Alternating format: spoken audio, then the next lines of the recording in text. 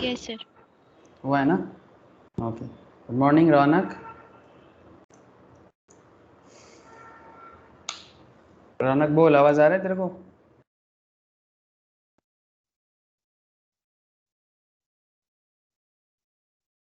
Okay, I hope आवाज आ रहा है तुझे। अच्छा, good morning to all of you sir, सबको फिर से गुड मॉर्निंग। अच्छा, दुर्गा पूजा से पहले ये क्लास मतलब ये टॉपिक स्टार्ट हुआ था, जो टॉपिक आज मैं आप लोगों के साथ डिस्कस करूंगा। Sir, subject is business environment and commercial knowledge basically. तो ये बिजनेस एनवायरनमेंट सीएस वाले बोलते हैं और सीए में बोलते हैं business and commercial knowledge. Matter is same, ठीक है। अल्टीमेटली आपको बिजनेस मैटर को समझना पड़ेगा, ठीक है। स्कूल लेवल में इसको हम लोग प्यार से बिजनेस स्टडीज़ भी बोलते हैं। नाउ सर, कहना क्या है? सर, कहना कुछ नहीं है, काफ़ी सारा कहानी है इकोनॉमिक्स एंड बिजनेस का, वही आपसे बात करना है कि जो चीज़ें हमारे देश का बिजनेस का भविष्य को डिपेंड मतलब बेसिकली फ्यूचर को बनाते हैं, फ्यूचर को बनाते हैं, मतलब जो देश का बिजनेस का फ्यूचर है वो कुछ पॉलिसी से डिपेंड करता है। तो बेसिकली जो टॉपिक मैं आज आप लोगों के साथ डिस्कस करूंगा, जो दुर्गा पूजा से पहले ही मैंने आप लोगों से स्टार्ट किया था, that is government policies for business growth. Sir, आप लोगों को मैंने उस टाइम पे प्रीवियस क्लास में पूछा था कि आप लोगों को क्या लगता है कि देश के लिए बिजनेस अच्छा होना जरूरी है? हाँ सर, सर है ना? बिजनेस अच्छा होना क्यों जरूरी है? अगर बिजनेस अच्छा नहीं होगा, हाँ बोलो बोलो। अच्छा बिजनेस होगा तो अच्छा रेवेन्यू जनरेट होगा।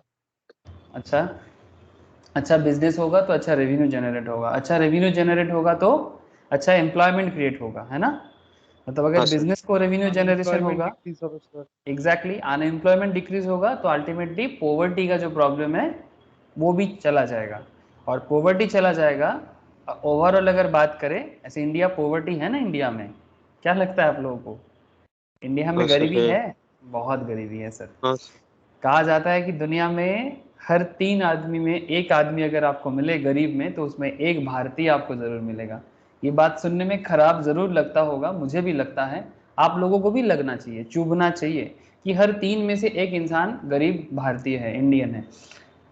चुभना चाहिए, बट सच्चाई है, इसको मानना भी चाहिए। और सिर्फ मानने से नहीं होगा, इस पे काम भी करना चाहिए। तो काम कौन करेगा? जस्ट गवर्नमेंट करेगा? मतलब जो गवर्नमेंट ऑफ इंडिया है, जो पॉलिसी मेकर्स है, सिर्फ उसी का काम है क्या? सर, वो तो डिटरमाइन करेगा ही कि देश का फ्यूचर किधर जाएगा, but as a public, as a people of India, हमारा भी कुछ जिम्मेदारियां बनता है ना? हमारा भी कुछ रेस्पॉन्सिबिलिटीज होता है कि नहीं होता? अरे होता है, पूरा होता है ना? सर, डेमोक्रेसी है, डेमोक्रेसी में राजा कौन? डेमोक्रेसी में राजा जनता है। बट जनता का एक प्रॉब्लम क्या है जानते हो? जनता राजा है पर फिर भी वो अपने आप को प्रजा ही समझता है। ये एक गलत प्रॉब्लम, मतलब ये एक प्रॉब्लम है सर। मतलब डेमोक्रेसी में जनता के हाथ में बहुत पावर है, पर जनता इसका सही यूज नहीं कर पाता। चलो, आई होप कि इन फ्यूचर में करेगा। नाउ पॉइंट इज दैट ये जो पॉलिसी मेकर्स है, मतलब जो गवर्नमेंट का पॉलिसी मेकर्स है, ये बिजनेस के लिए पॉलिसी बनाते हैं। किसके लिए पॉलिसी बनाते हैं सर? बिजनेस के लिए। और ये जो बिजनेस के लिए पॉलिसी बिल्डअप किया जाता है गवर्नमेंट के थ्रू से, इसके ऊपर डिपेंड करके देश का बिजनेस का ग्रोथ होता है, इंडियन इकोनॉमी का। हाँ, मॉर्निंग मॉर्निंग रौनक, ठीक है। तो देश का बिजनेस का ग्रोथ डिपेंड करता है। अब देश का बिजनेस का ग्रोथ हो जाएगा तो बात बन जाएगा। तो लास्ट क्लास जो दुर्गा पूजा से पहले हम लोगों ने किया था, तो मैं आप लोगों को एक बार स्क्रीन शेयर कर लेता हूँ, नोट्स भी आप लोगों को दिखा देता हूँ एक बार, ठीक है। तो मैं आप लोग सभी को शेयर किया, अगर किसी के पास बाई चांस नहीं पहुंचा है तो एक बार मुझे रिमेंबर कराना, मैं सभी को एक बार शेयर कर लूँगा, ठीक है। Government policies for business growth, ठीक है। तो ये जो government policies for business growth आपको दिखाई दिया होगा, क्या दिख रहा है कि नहीं दिख रहा है?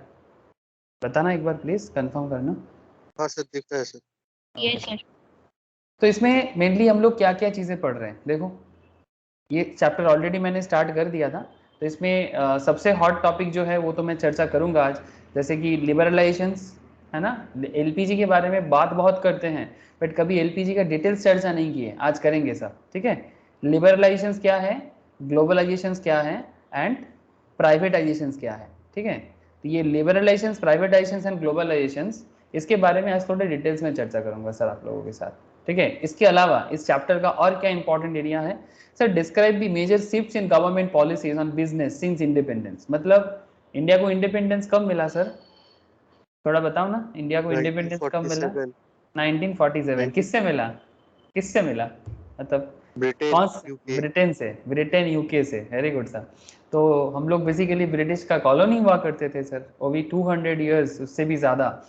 तो वो लोग चले गए, उससे पहले भी हम लोग किसी और कंट्रीज का भी कॉलोनी कभी ना कभी हुआ किए हैं, ठीक है। तो लास्ट 500-700 साल इंडिया का बहुत ही खराब दिन गया है।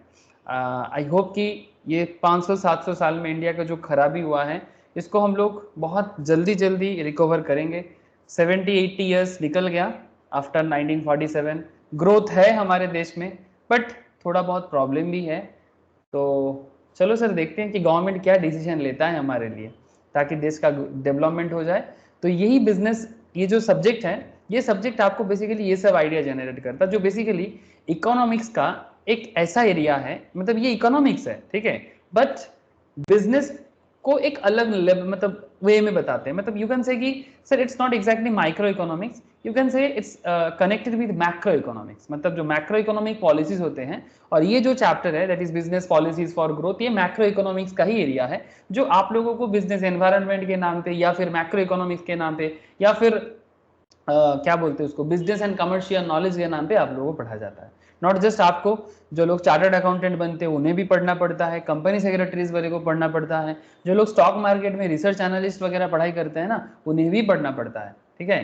तो जैसे जो कुछ लोग हैं सर, जो लोग स्टॉक मार्केट में पढ़ाई करते हैं, रिसर्च एनालिस्ट का पढ़ाई करते हैं, टेक्निकल फंडामेंटल्स इकोनॉमिक्स का पढ़ते हैं, अरे मार्केट में टीवी में बात करते हैं ना रिसर्च एनालिस्ट करके, कि वो ये स्टॉक अच्छा जाएगा, वो स्टॉक अच्छा जाएगा। मतलब कंट्री के इकोनॉमी के बारे में प्रेडिक्ट करने के लिए आपको कंट्री के इकोनॉमी को समझना होगा। टीवी में आता है कि नहीं आता रे? हाँ, ये स्टॉक अच्छा जाएगा, इंडियन इकोनॉमी का ग्रोथ होगा, ऐसे टीवी में आते रहते हैं ना लोग, रिसर्च एनालिस्ट बोल के। हाँ अरे सर। सुना है ना? तो एग्जैक्टली, तो अगर आप खुद को एनालिस्ट बनाना चाहते हो, कि आप अगर कंट्री का इकोनॉमी को समझना चाहते हो, तो आपको कंट्री के इकोनॉमिक पॉलिसीज के बारे में पता होना चाहिए।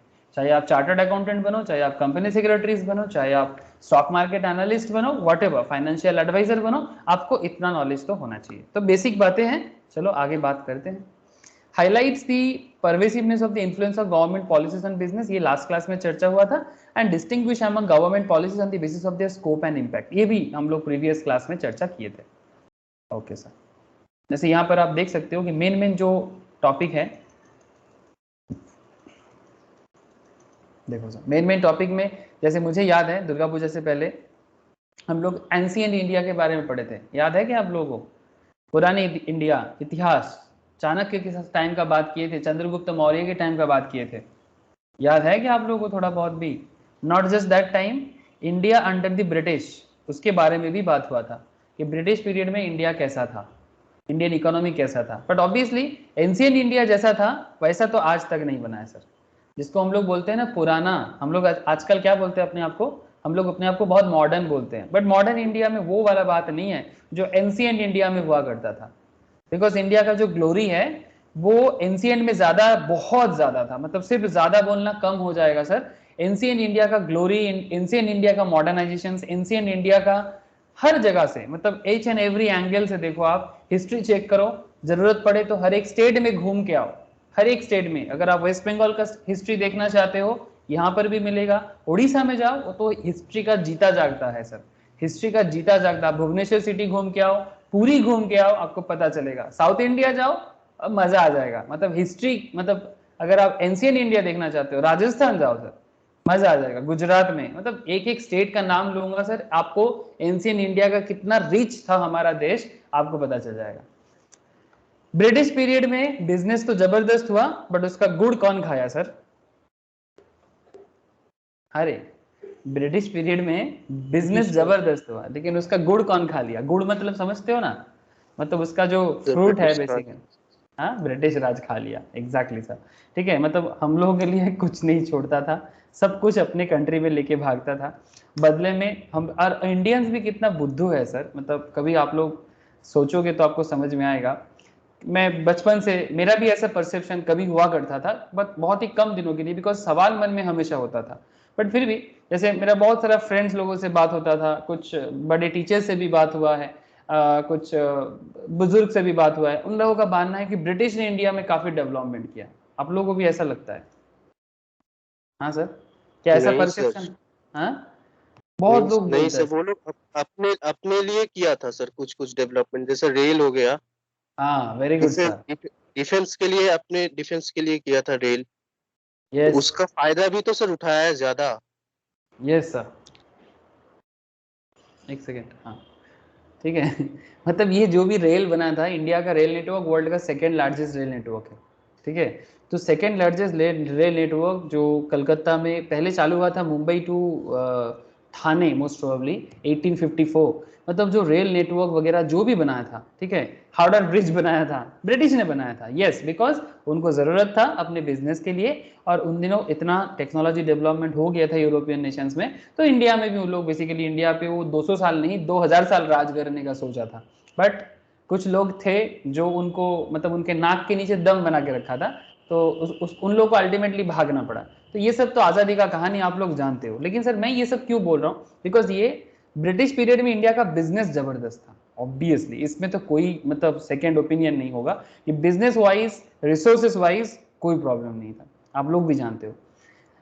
फिर इंडिया सिंस इंडिपेंडेंस, मतलब जो करेंट पीरियड है, मतलब फ्रॉम 1947 से लेके करेंट जो डेवलपमेंट हुआ है, ये भी लास्ट का मतलब दुर्गा पूजा से पहले चर्चा हो चुका था। लेकिन सर आज क्या बात करेंगे? सर आज बात करेंगे स्पेक्ट्री of government policies for business on the basis of scope, on the basis of impact, and after that macro policy for business conduciveness, that is liberalizations, privatizations and economic change process in India, जिसके अंदर आपका ये LPG तो है ही, and उसके साथ साथ IFDI, FIIS and OFDI। Sir क्या है ये सब? चलो देखते हैं। सर आप लोगों को समझ में आ रहा है ना कि क्या सीख रहे हैं, क्या पढ़ रहे हैं? इसका एक ही क्लास प्रीवियसली हुआ है जो हिस्ट्री के ऊपर बात किया गया, जिसमें एंशिएंट इंडिया है, ब्रिटिश इंडिया है एंड इंडिया सिंस इंडिपेंडेंस के बारे में बात हुआ है। काफ़ी इंटरेस्टिंग वे में डिस्कशन हुआ था, सम्राट अशोका का टाइम का डिस्कशन हुआ था, ब्रिटिश टाइम का डिस्कशन हुआ था, एंड इंडिया सिंस इंडिपेंडेंस वो तो रहेगा ही। जैसे यहाँ पर आपको ये भी बताया गया था कि पुराने दिनों में इंडिया का जो इकोनॉमी था वो किस तरह का था, और करेंट डेट में इंडिया का जो इकोनॉमी है वो किस तरह का है। जैसे यहाँ पर देखो, policies of the 50s and 90s, मतलब 1950s के टाइम पे इंडिया का इकोनॉमी कैसा था।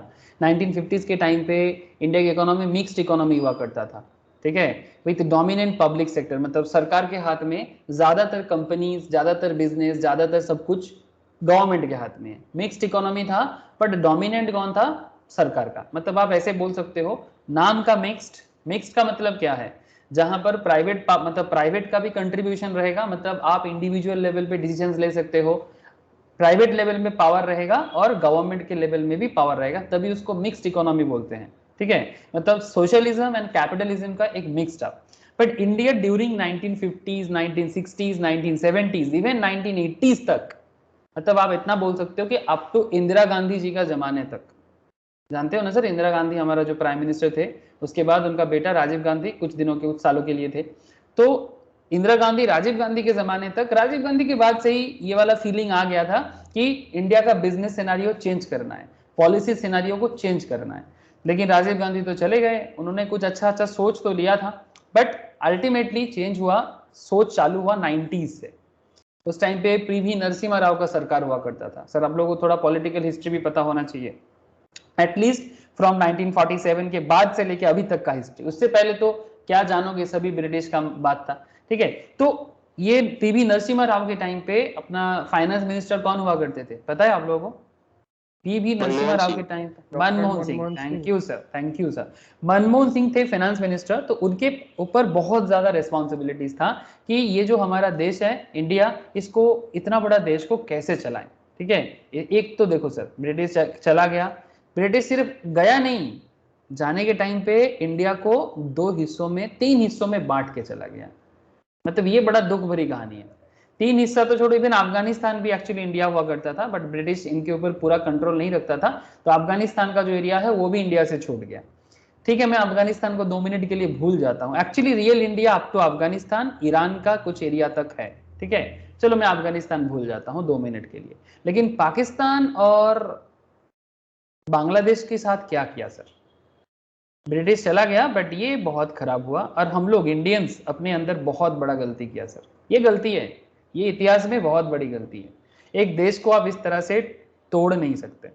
तोड़ा तो तोड़ा, मतलब इसका मतलब क्या बोलो, मतलब सब निकाल दिया एक तरह का।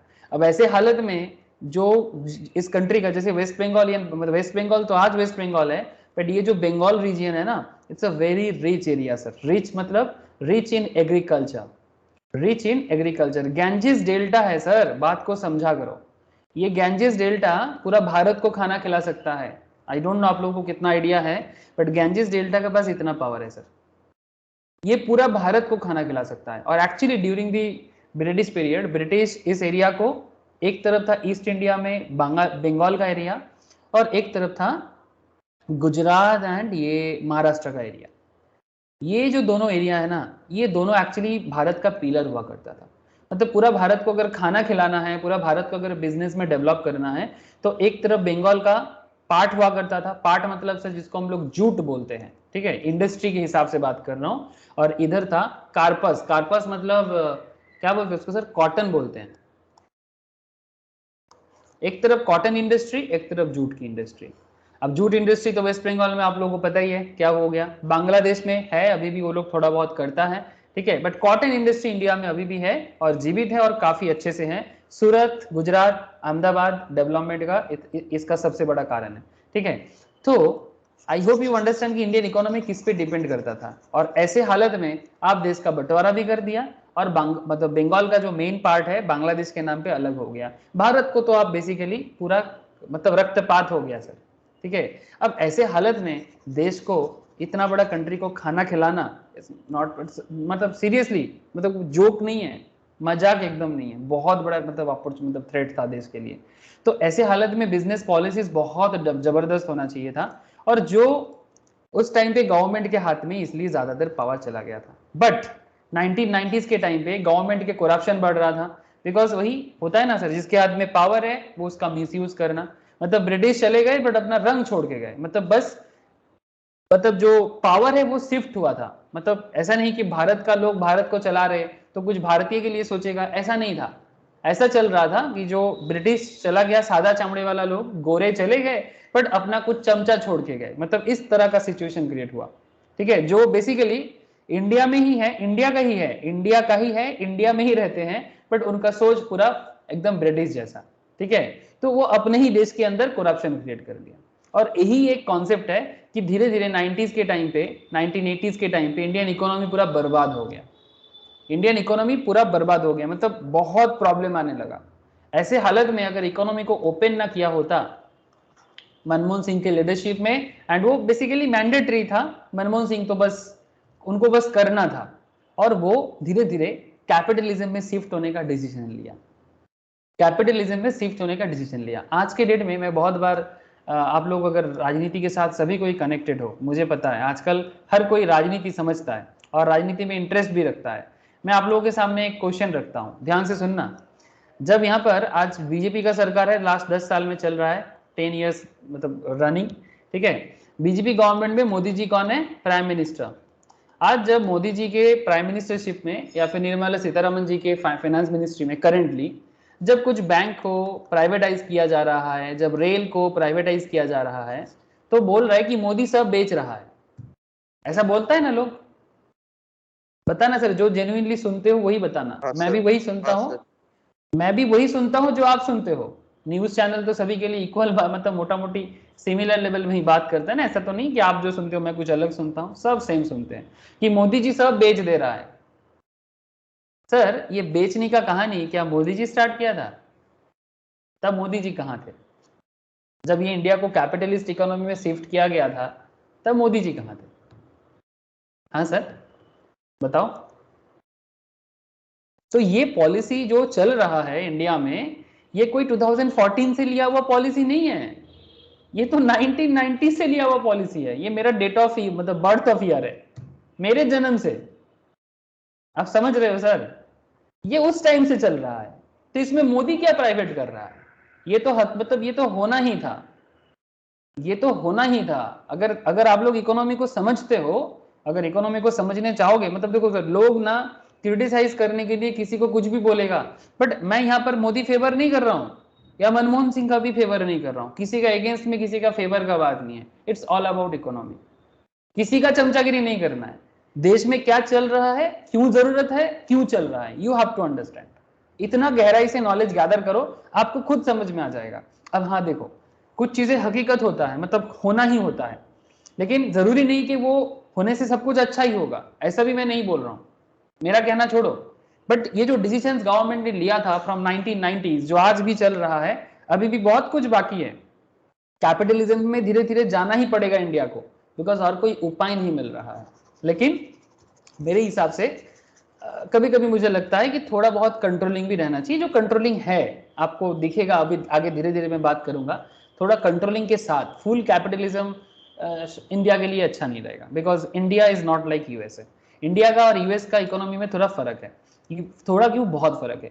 यूएस साइज में इंडिया से काफी बड़ा है, आप देख सकते हो यहाँ पर इंडिया का साइज देखो, मतलब ऑलमोस्ट 2 टाइम्स, ऑलमोस्ट 2 टाइम्स ये है रहा यूएस, दिखाई दे, सॉरी मेक्सिको ले लिया, ये रहा यूएस। मतलब एक्चुअली मैं वर्ल्ड का 2 बड़ा डेमोक्रेसी के बारे में बात कर रहा हूँ सर। वर्ल्ड का 2 बड़ा डेमोक्रेसी क्या है, एक है आपका यूएसए और दूसरा है इंडिया। ये रहा यूएस का मैप और ये रहा इंडिया का मैप। उसमें भी बीच बीच में काट दिया गया, कुछ पाकिस्तान ने जबरदस्ती छीन के रखा, ये सब तो आप लोगों को पता ही है, ठीक है। तो मेरा कहने का मतलब है, ये रहा इंडिया का साइज, आप देख रहे हो ना सर, इतना छोटा सा देश में, मतलब कंपैरिजन अगर करें मैं यूएसए के साथ, बिकॉज यूएसए एक फुल कैपिटलिस्ट कंट्री है, ये एक फुल कैपिटलिस्ट कंट्री है सर, और इंडिया एक सो कॉल्ड मिक्स्ड है, बट धीरे धीरे कैपिटलिज्म में शिफ्ट हो रहा है। सो कॉल्ड मिक्स्ड है बिकॉज हाँ गवर्नमेंट में काफी कंट्रोलिंग होता है इंडिया में, बट यूएस में कंट्रोलिंग गवर्नमेंट का थोड़ा बहुत कम है, थोड़ा फ्री ज्यादा है यूएसए। लेकिन इसका population is 30 crore, which you can say equivalent to UP का पॉपुलेशन। मतलब हमारे देश में ये जो हमारा यूपी है ना सर, इस यूपी में लोग रहते हैं 22 से 23 करोड़ का, ठीक है, मैं 20 करोड़ ही मान के चलता हूं, और यूएस का पॉपुलेशन है 30 करोड़ का। तो आप समझ सकते हो कि पूरा देश का पॉपुलेशन है 135 करोड़ का। 135 करोड़ का पॉलिसी और 30 करोड़ का पॉलिसी में बहुत फर्क होगा। क्या सर कुछ समझ में आ रहा है? बोलो सर। हाँ, आप लोगों को कुछ समझ में आ रहा है ना? मतलब हाँ बोलो सर, बोलो, कोई कुछ कहना चाहते हो? सर कहना चाहते बोल हाँ। रहा था कि इकोनॉमी बढ़ रहा है, ये चीज कैसे मतलब समझ में आता है? मतलब न्यूज़पेपर में, न्यूज़ चैनल में हम लोग देखते हैं कि इकोनॉमी बढ़ रहा है, इतना ट्रिलियन का इकोनॉमी बन गया है, तो ये कैसे मतलब डिटरमाइन होता है कि इकोनॉमी बढ़ रहा है या बिजनेस रहा पे, है? जीडीपी से डिपेंड करता है सर। इकोनॉमी का ग्रोथ डिपेंड करता है जीडीपी से, ठीक है। मतलब किसी भी कंट्री में, what is GDP sir? Sir GDP का मतलब होता है किसी भी कंट्री में किसी पर्टिकुलर ईयर में, ठीक है, किसी भी कंट्री में किसी पर्टिकुलर ईयर में उस डोमेस्टिक टेरिटरी में जो टोटल गुड्स प्रोड्यूस होता है, ठीक है, जो टोटल गुड्स प्रोड्यूस होता है उसको जब मॉनेटरी वैल्यू में ट्रांसफर किया जाता है, that is called GDP of that country, मतलब gross domestic product, okay, GDP. अब ये जीडीपी, जैसे अगर मैं आपको इंडियन इकोनॉमी का जीडीपी बात करूं, अभी इकोनॉमी ऑफ इंडिया, हाँ ये विकिपीडिया का सोर्स मैंने अभी यूज किया, अब you can see it here, देखो सर 3 ट्रिलियन का इकोनॉमी है, अभी यही बात कर रहा है ना, यही पूछा मेरे को, ठीक है, 3.5 ट्रिलियन का इकोनॉमी है, ठीक है। तो ये इंडिया का नॉमिनल इकोनॉमी है 3.5 ट्रिलियन का। मैं अभी पीपीपी पे नहीं जा रहा हूँ सर, ये थोड़ा अलग डिस्कशन है परचेसिंग पावर पैरिटी का, I will discuss later. India currently 3 trillion का इकोनॉमी है, ठीक है। अब ये ट्रिलियन कैसे निकला? जीडीपी से निकला, ठीक है। मतलब किसी भी कंट्री में जितना प्रोडक्शन बनेगा, ठीक है, और वो प्रोडक्शन हम लोग कंज्यूम करते हैं या फिर सेल करते हैं, ठीक है। अल्टीमेटली कंज्यूम हम लोग जो बनाते हैं थोड़ी ना खुद सब खा जाते हैं या खुद ही यूज कर लेते हैं। मतलब टाटा स्टील बनाते हैं, रिलायंस जियो बनाते हैं, पेट्रोलियम रिफाइन करते हैं, तो क्या वो खुद कंज्यूम करते हैं या फिर पब्लिक ऑफ इंडिया कंज्यूम करते हैं या फिर दुनिया भर में भी कुछ सेल करके कमाते हैं? क्या करता है सर? अगर टाटा स्टील प्रोड्यूस सेल करता है तो वही, ठीक है। हम लोग अपने कंट्री में जो भी चीजें प्रोड्यूस करते हैं, कुछ खुद कंज्यूम करते हैं और कुछ बाहरी देशों को बेच के कमाते हैं, ठीक है। और जो कंज्यूम, मतलब जो बना नहीं पाते, जो जिसका प्रोडक्शन नहीं होता है, उसको दूसरे कंट्री से इंपोर्ट करना पड़ता है ना सर। तो इंपोर्ट होने से आपके लिए थोड़ा आपका जीडीपी खराब हो जाएगा, ज्यादा इंपोर्ट में आपका जीडीपी खराब हो जाएगा। तो जीडीपी जितना बढ़ेगा उतना आपका, इन सिंपल एकदम लेमैन की लैंग्वेज में अगर समझो, जीडीपी जितना बढ़ेगा आप इतना समझ के चलो कि उसके हिसाब से आपको यह समझ में आ जाएगा कि देश की इकोनॉमी बढ़ रहा है। लेकिन सर जो गरीब था वो तो गरीब ही है, ठीक है, गरीबी में तो कुछ ज्यादा चेंज नहीं दिख रहा है, नहीं पहले से अगर आप देखोगे तो गरीबी पहले से काफी कम हुआ है, ठीक है, कंपेयर टू अगर आप 20 इयर्स बैक का सिचुएशन देखोगे तो 20 साल बाद सिचुएशन में काफी चेंजेस है। आजकल लोगों के हाथ में पैसा है, पहले जितना होता था उससे काफी ज्यादा पैसा आज के डेट में है। अगर आप थोड़ा सा अपने सोसाइटी में भी देखोगे आपको, हाँ अगर आप मुझे पूछोगे सर लिविंग स्टैंडर्ड, मेरे हिसाब से क्वालिटी ऑफ लाइफ डिटोरिएट हुआ है because of bad living quality, मतलब जीने का तरीका गलत हुआ है। मतलब सो कॉल्ड ये मेरा पर्सनल ओपिनियन है कि सो कॉल्ड वेस्टर्न कल्चर्स के कारण, मतलब ये हम लोग अपने देश में बहुत so called western culture adopt कर रहे हैं, इसके कारण हमारा जो क्वालिटी ऑफ लाइफ है वो खराब हुआ है। बट ये ठीक कर सकते हैं हम लोग, मतलब बाद बाद में शहर बनाना, मतलब बाद बाद में अर्बनाइजेशन करना, ठीक है, और एनवायरनमेंट को खराब करना, लोगों का जो जीने का तरीका है, too much city oriented life, city dwellings बहुत ज्यादा हो रहा है, मतलब ये सब कुछ कारण है। लेकिन अगर आप मुझे पूछोगे कि सर पैसा लोगों के पास आया है, यस पैसा लोगों के पास आया है। Now there is a point sir, per capita income, आप यहाँ पर देख सकते हो नीचे, ये सब आप लोगों का सिलेबस के अंदर ही है सर, ये सब चीज आप लोगों को जानना भी पड़ेगा। GDP and there is a per capita, दिखाई दे रहा है सर, जीडीपी पर कैपिटा दिख रहा है कि नहीं? यस सर, है ना, यहाँ पर अगर आप देखोगे तो कितना दिखाई दे रहा है सर, देखो 2191 नॉमिनल दैट इज डॉलर, तो $2200 कितना होता है, $2200 का वैल्यूएशन इंडियन मनी में 75 से मल्टीपल हाँ कर दो 2200 इंटू 75 कितना आ रहा है?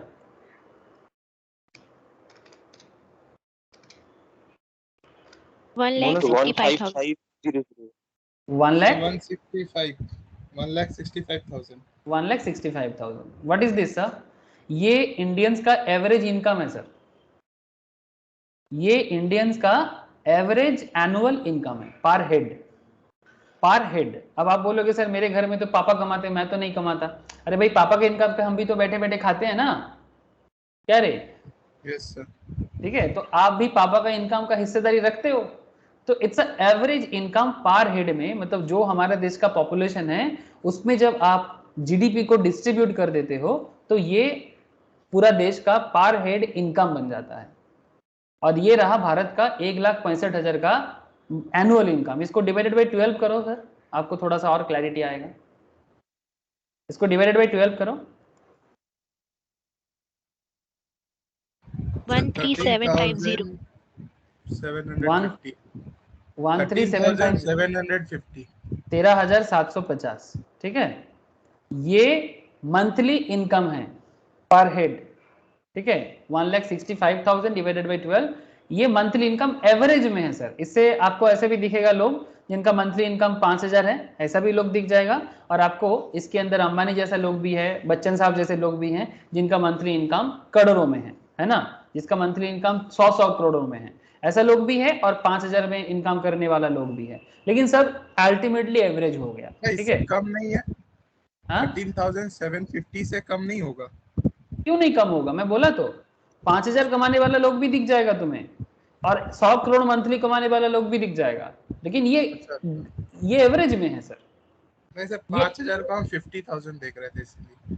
नहीं 5,000 ही है ये, ठीक है, हाँ, 5,000 मंथली 5,000 कमाने वाला लोग भी दिख जाएगा आपको, दिखता है तो है ना, दिखता बहुत सारा है ना, आपके आसपास में नजर डालो दिख जाएगा, मंथली 5,000 कमाते हैं, और ऐसे भी लोग दिख जाएगा, आप थोड़ा सा नजर डालोगे कि मंथली 100 करोड़ कमाते हैं, 50 करोड़ कमाते हैं, ऐसा भी दिख जाएगा। लेकिन हमारा पॉइंट बड़ा सिंपल है सर, कि इससे आपको पूरा देश को देखना है, सिर्फ अंबानी या बच्चन साहब या शाहरुख खान को देखने से तो नहीं होगा। देश मतलब पूरा देश का आम जनता, सभी लोग, सबका एक एवरेज सिचुएशन कैसा है, ठीक है, जिसके हिसाब से अगर आप देखो कि पर कैपिटा इनकम के हिसाब से इंडिया का रैंकिंग बहुत अच्छा है क्या? 145th, बहुत खराब है सर, बहुत ही खराब है, मतलब सीरियसली ये अच्छा बात नहीं है। मतलब एक्चुअली ये मुझे जितने भी सवाल कर रहा था स्टार्टिंग में कि सर इकोनॉमी बढ़ रहा है, ये तो रोज सुनने को मिलता है, लेकिन जब आसपास में देखता हूं तो लिविंग स्टैंडर्ड में ऐसा कुछ चेंजेस नहीं दिखता है। इंडिया का इकोनॉमी 3 ट्रिलियन अभी है, 2025 तक टारगेट क्या है जानते हो? इंडियन इकोनॉमी को 5 ट्रिलियन करना है, ठीक है, ये इंडियन इकोनॉमी क्या 2 साल में 5 ट्रिलियन में पहुंचेगा? ये मोदी जी का जो टर्म है, ठीक है, 2024 मोस्ट प्रोबेबली 2024 तक ये गवर्नमेंट का टारगेट है कि वो 5 ट्रिलियन तक पहुंचेगा। बट इसमें एक बहुत बड़ा सवाल क्या खड़ा हो गया, कोविड। ये कोविड एक बहुत बड़ा क्वेश्चन अराइज कर दिया कि क्योंकि कोविड में बिजनेस पूरा 1-1.5 साल तक टोटली खराब हो गया था, तो ऐसे हालत में इकोनॉमी कैसे 5 ट्रिलियन में पहुंचेगा। तो अभी बहुत सारे कंट्रीज ने थोड़ा सा ये 5 ट्रिलियन को थोड़ा सा कम करके 4 ट्रिलियन समथिंग बोल रहा है। अब देखो कि कहां तक पहुंच पाते हैं, वॉट एवर। लेकिन अगर इंडियन इकोनॉमी 5 ट्रिलियन भी होता है तो ऑब्वियसली पर कैपिटा इनकम बढ़ेगा, एवरेज में भी बढ़ेगा। लेकिन फिर भी एक सवाल मतलब मन में चल ही रहा है सर, पॉपुलेशन ग्रोथ रेट भी एक बहुत बड़ा सवाल है सर। ऐसे तो एवरेज में इंडिया का पॉपुलेशन ग्रोथ 2% का है, मतलब अगर इस साल 135 करोड़ की आबादी है तो नेक्स्ट ईयर और 2% बढ़ा दो, कितना बढ़ जाएगा, 135 का 2%, मतलब बच्चा जन्म लेने का जो ग्रोथ है, 135 का 2% करो ना सर 2.7, मतलब 2 करोड़ मान, चलो 2-3 करोड़ मान के चलते हैं। हाँ, तो इस साल 135 करोड़ है तो नेक्स्ट ईयर 3 करोड़ और बढ़ा दो, उसके बाद और नेक्स्ट ईयर और 3 करोड़ बढ़ा दो, तो हर साल आपका पॉपुलेशन का ग्रोथ भी है। तो जो भी आप कमाओगे वो पॉपुलेशन वाइज डिस्ट्रीब्यूट होता जाएगा, है ना। अरे भाई एक बच्चा जन्म लेता है तो उसके पीछे भी तो खर्चा बहुत होता है, छोटा सा नन्ना सा मुन्ना भी, मतलब मेरे हिसाब से अगर फैमिली इनकम 30,000 किसी का है एवरेज में, तो बच्चा के ऊपर मंथली 10,000 का खर्चा आ जाता है, क्योंकि छोटा है, उसको डॉक्टर का खर्चा, उसका सेरेलैक लैक्टोजन का खर्चा, उसका सैनिटरी नैपकिन वगैरह का खर्चा होता ही रहता है ना, क्या बोलते हैं, डायपर वगैरह सब कुछ, है ना। तो आप समझ चलते हो कि बच्चा को भी कंजम्पशन बहुत करना पड़ता है। तो वेरी सिंपल कॉन्सेप्ट। और साथ में इन्फिल्ट्रेशन तो है ही, मतलब ये जो बॉर्डर क्रॉस करके इधर उधर होना, ठीक है, जो ऑलरेडी हुआ है सर, इसमें तो कोई दोहरा ही नहीं है। ये जो बॉर्डर क्रॉस करके इधर उधर आना 47-71 में जो हो गया था, लेकिन स्पेशली बांग्लादेश बॉर्डर, ठीक है, इधर आपका पाकिस्तान बॉर्डर, इधर से काफी सारा मतलब इधर आना, इंडिया की तरफ आना, बिकॉज ये सब कंट्री में सिचुएशन बहुत ही खराब है। पाकिस्तान का हालत तो जितना कम बोलोगे उतना अच्छा, ठीक है। बांग्लादेश छोटा सा कंट्री है, इसका पॉपुलेशन प्रेशर बहुत है। इतना छोटा सा कंट्री में ऑलमोस्ट 16 करोड़ के आसपास लोग रहते हैं, समझ सकते हो आप, इतना सा है। मतलब ओडिशा का साइज जितना है ना, ओडिशा का जितना साइज है बांग्लादेश का साइज उतना है। अब इतना छोटा कंट्री में अगर 16 करोड़ लोग रहेगा, अब बांग्लादेश का प्रॉब्लम समझ सकते हो सर। मतलब भगवान बस फर्टाइल लैंड देके बांग्लादेश को बचा के रखा है। बांग्लादेश अगर फर्टाइल ना होता तो अभी इतना लोगों को खाने का मतलब मुश्किल पड़ जाता। मतलब अगर ये राजस्थान होता तो कभी इतना लोग नहीं रहता यहाँ पर। बस वही गंगा मैया का बस देन है कि वो गंगा और ब्रह्मपुत्र का, ठीक है, ये दोनों रिवर एक्चुअली बांग्लादेश में इतना फर्टाइल लैंड बना दिया कि एकदम भर भर के लोग। अब इतना लोग यहाँ पर कैसे करेगा, तो वो लोग क्या करना चाहता है, थोड़ा बहुत मौका मिलते ही इंडिया पे आने का कोशिश करता है। अब अगर आप पहले भी उधर चले गए थे, जब देश भाग हुआ था उस टाइम पे सबको बोला गया था कि जिसको जिधर जाना है चले जाओ, नहीं अब बाद में डिसीजन ले रहे हैं। अब एक बार देश भाग हो जाए तो फिर उसके बाद एक्चुअली भाग होना ही नहीं चाहिए था।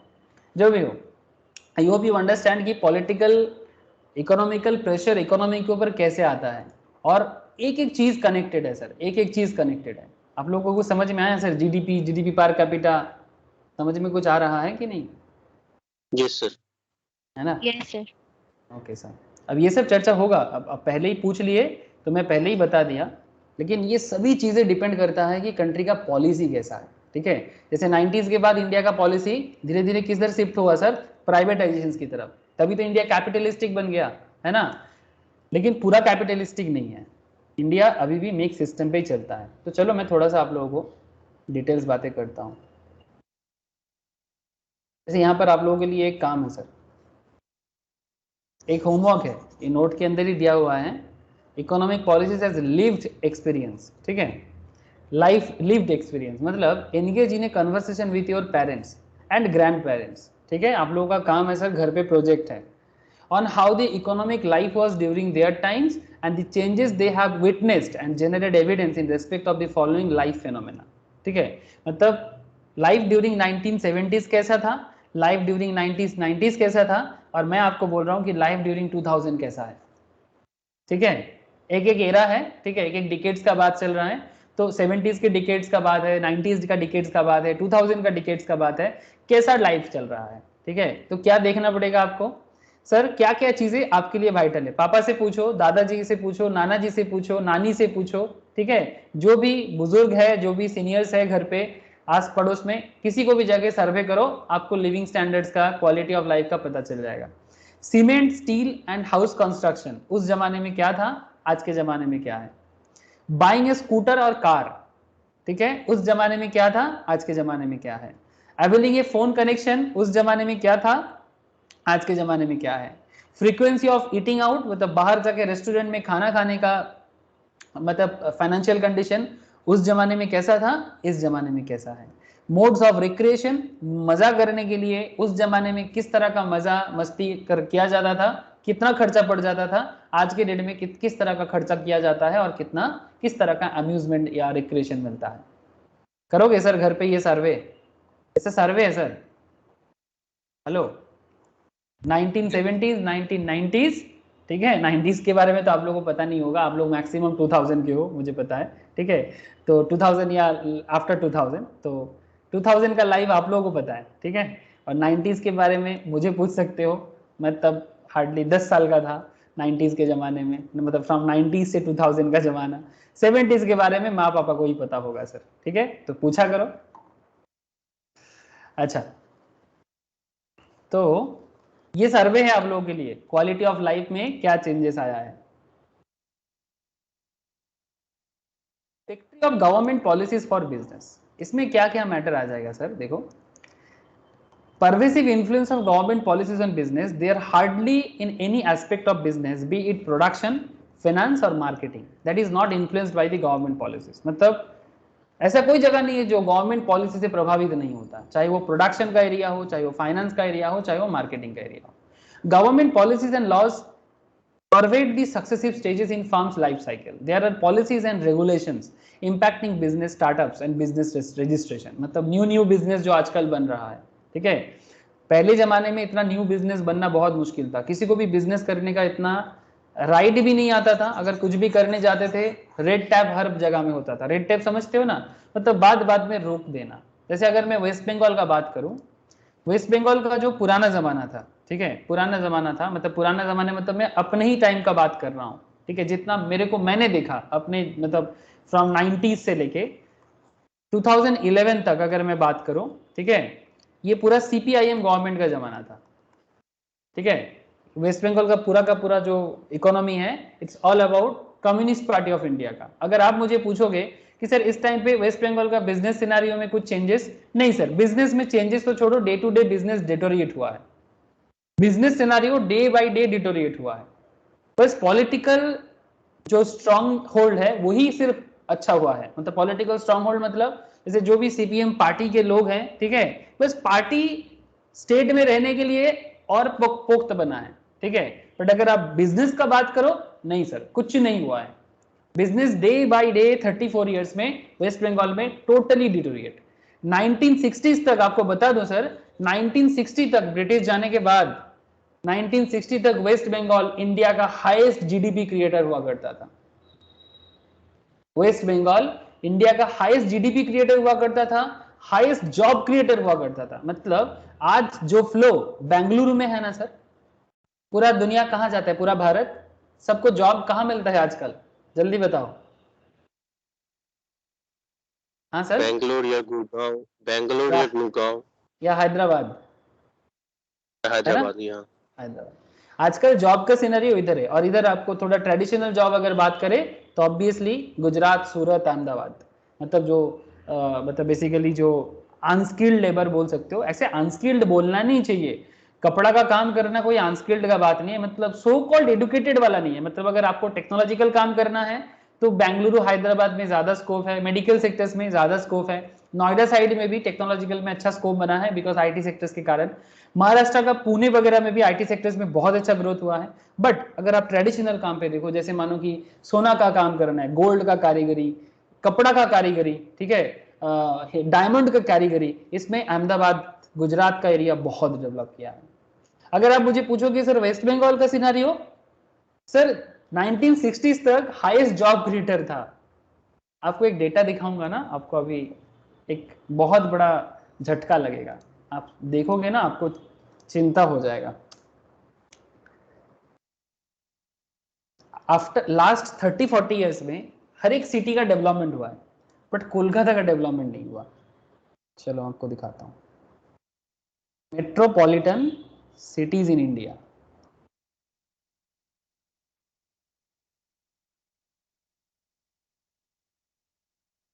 सर आप लोगों को दिखाई दे रहा है कुछ? List of metropolitan areas in India.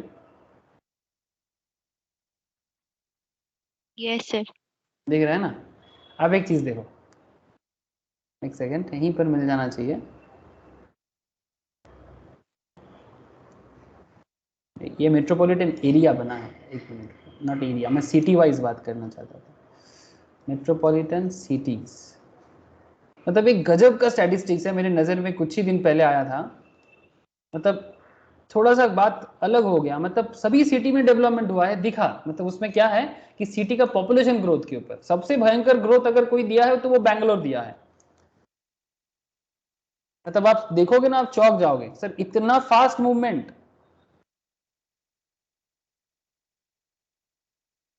मुझे मेट्रोपॉलिटन एरिया ही नजर क्यों आ रहा है?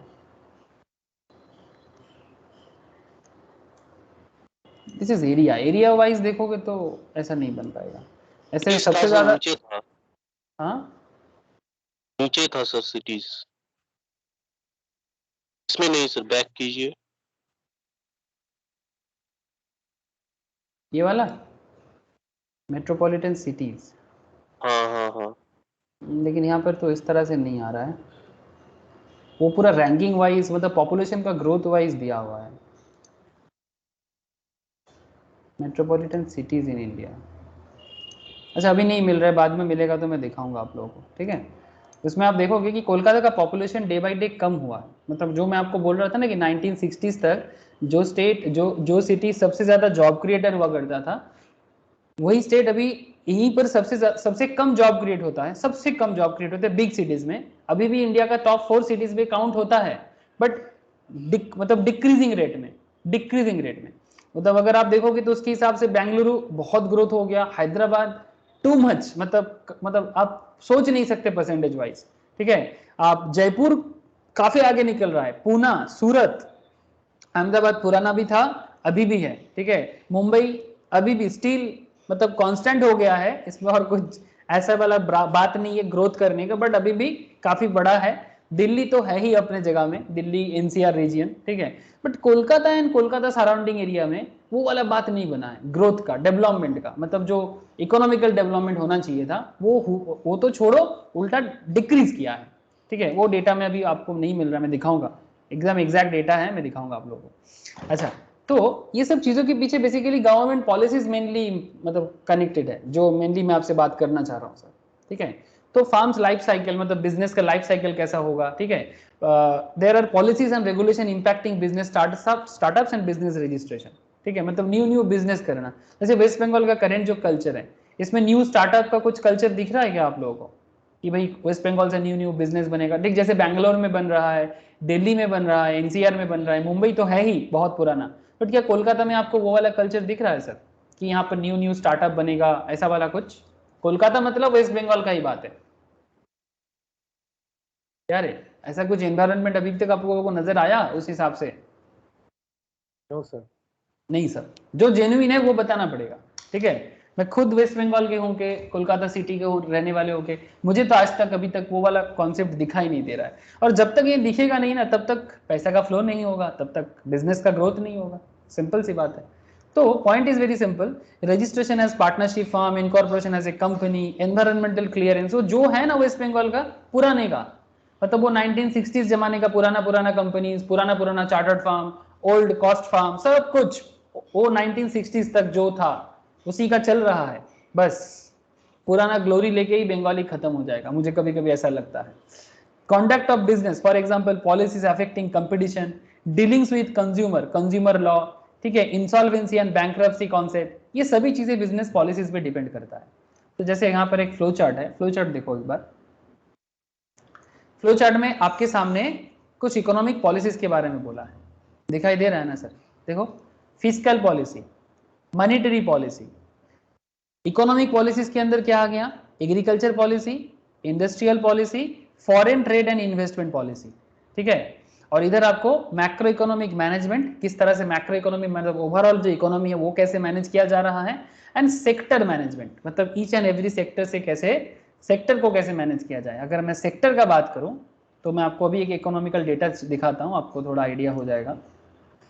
जैसे मैंने इकोनॉमी ऑफ इंडिया का बात कर रहा था तब से स्टैटिस्टिक्स वाइज, आप यहां पर देख सकते हो कि जीडीपी बाय सेक्टर दिखाई दे रहा है क्या? देखो तो एक बार, ये सब डेटा याद रखिए सर, जनरल नॉलेज भी है, बिजनेस एनवायरनमेंट भी है।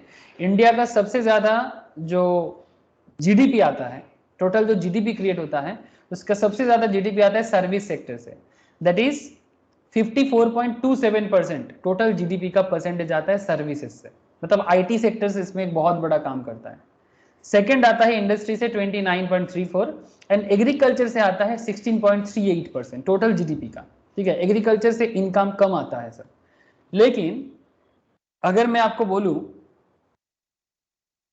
जीडीपी बाय कंपोनेंट, ठीक है, मतलब जीडीपी बाय कंपोनेंट, ये भी एक गजब कॉन्सेप्ट है। हाउस होल्ड में कितना कंजम्पशन होता है, गवर्नमेंट कितना कंज्यूम करता है, इन्वेस्टमेंट इन फिक्स्ड कैपिटल में कितना खर्चा होता है, इन्वेस्टमेंट इन इन्वेंट्री में कितना खर्चा होता है, export of goods hardly 19%, import करते हैं हम लोग 22%, मतलब 19% प्रोडक्शन, मतलब टोटल प्रोडक्शन का, टोटल जितना जीडीपी क्रिएट होता है, मतलब टोटल जितना प्रोडक्शन होता है हमारे देश में, उसमें 60% तो हम लोग खुद ही खा जाते हैं, मतलब खुद के कंजम्पशन में चले जाते हैं। सरकार के पास चला जाता है ऑलमोस्ट 12% के आसपास। आपको समझ में आ रहा है? अगर कोई प्रोडक्ट 100, सपोज मानो आपका 1 बीघा जमीन है, अब उसमें 1 बीघा जमीन में 100 क्विंटल चावल बना रहे हो, ठीक है, 100 क्विंटल राइस प्रोड्यूस कर रहे हो, तो 59% आप खुद खा लेते हो, 12% आपको गवर्नमेंट को देना पड़ता है।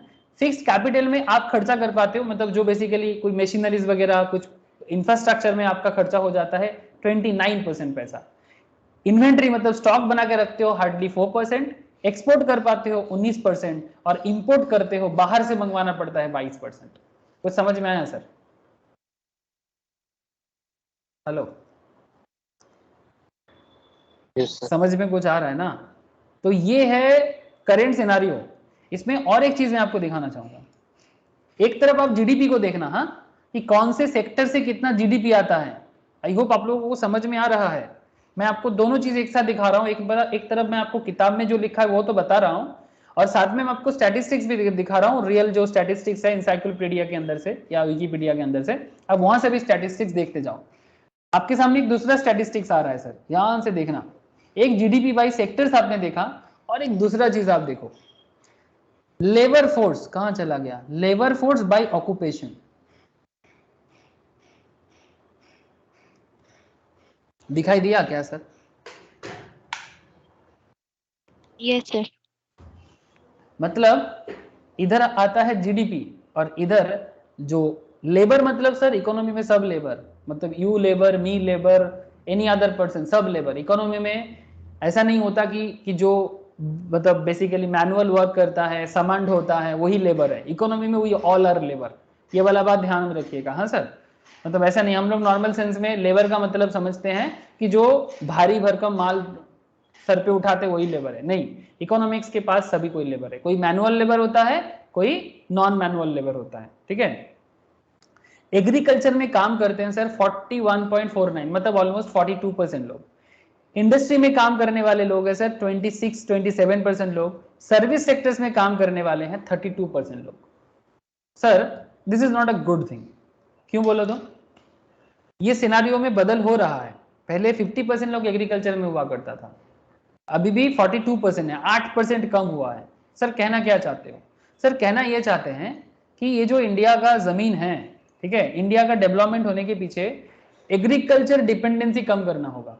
मतलब इसका मतलब मैं ये नहीं बोलना चाहता कि एग्रीकल्चर प्रोडक्शन कम होना चाहिए, नहीं, वो करने से तो बिना खा के मर जाएंगे सर, जय जवान जय किसान।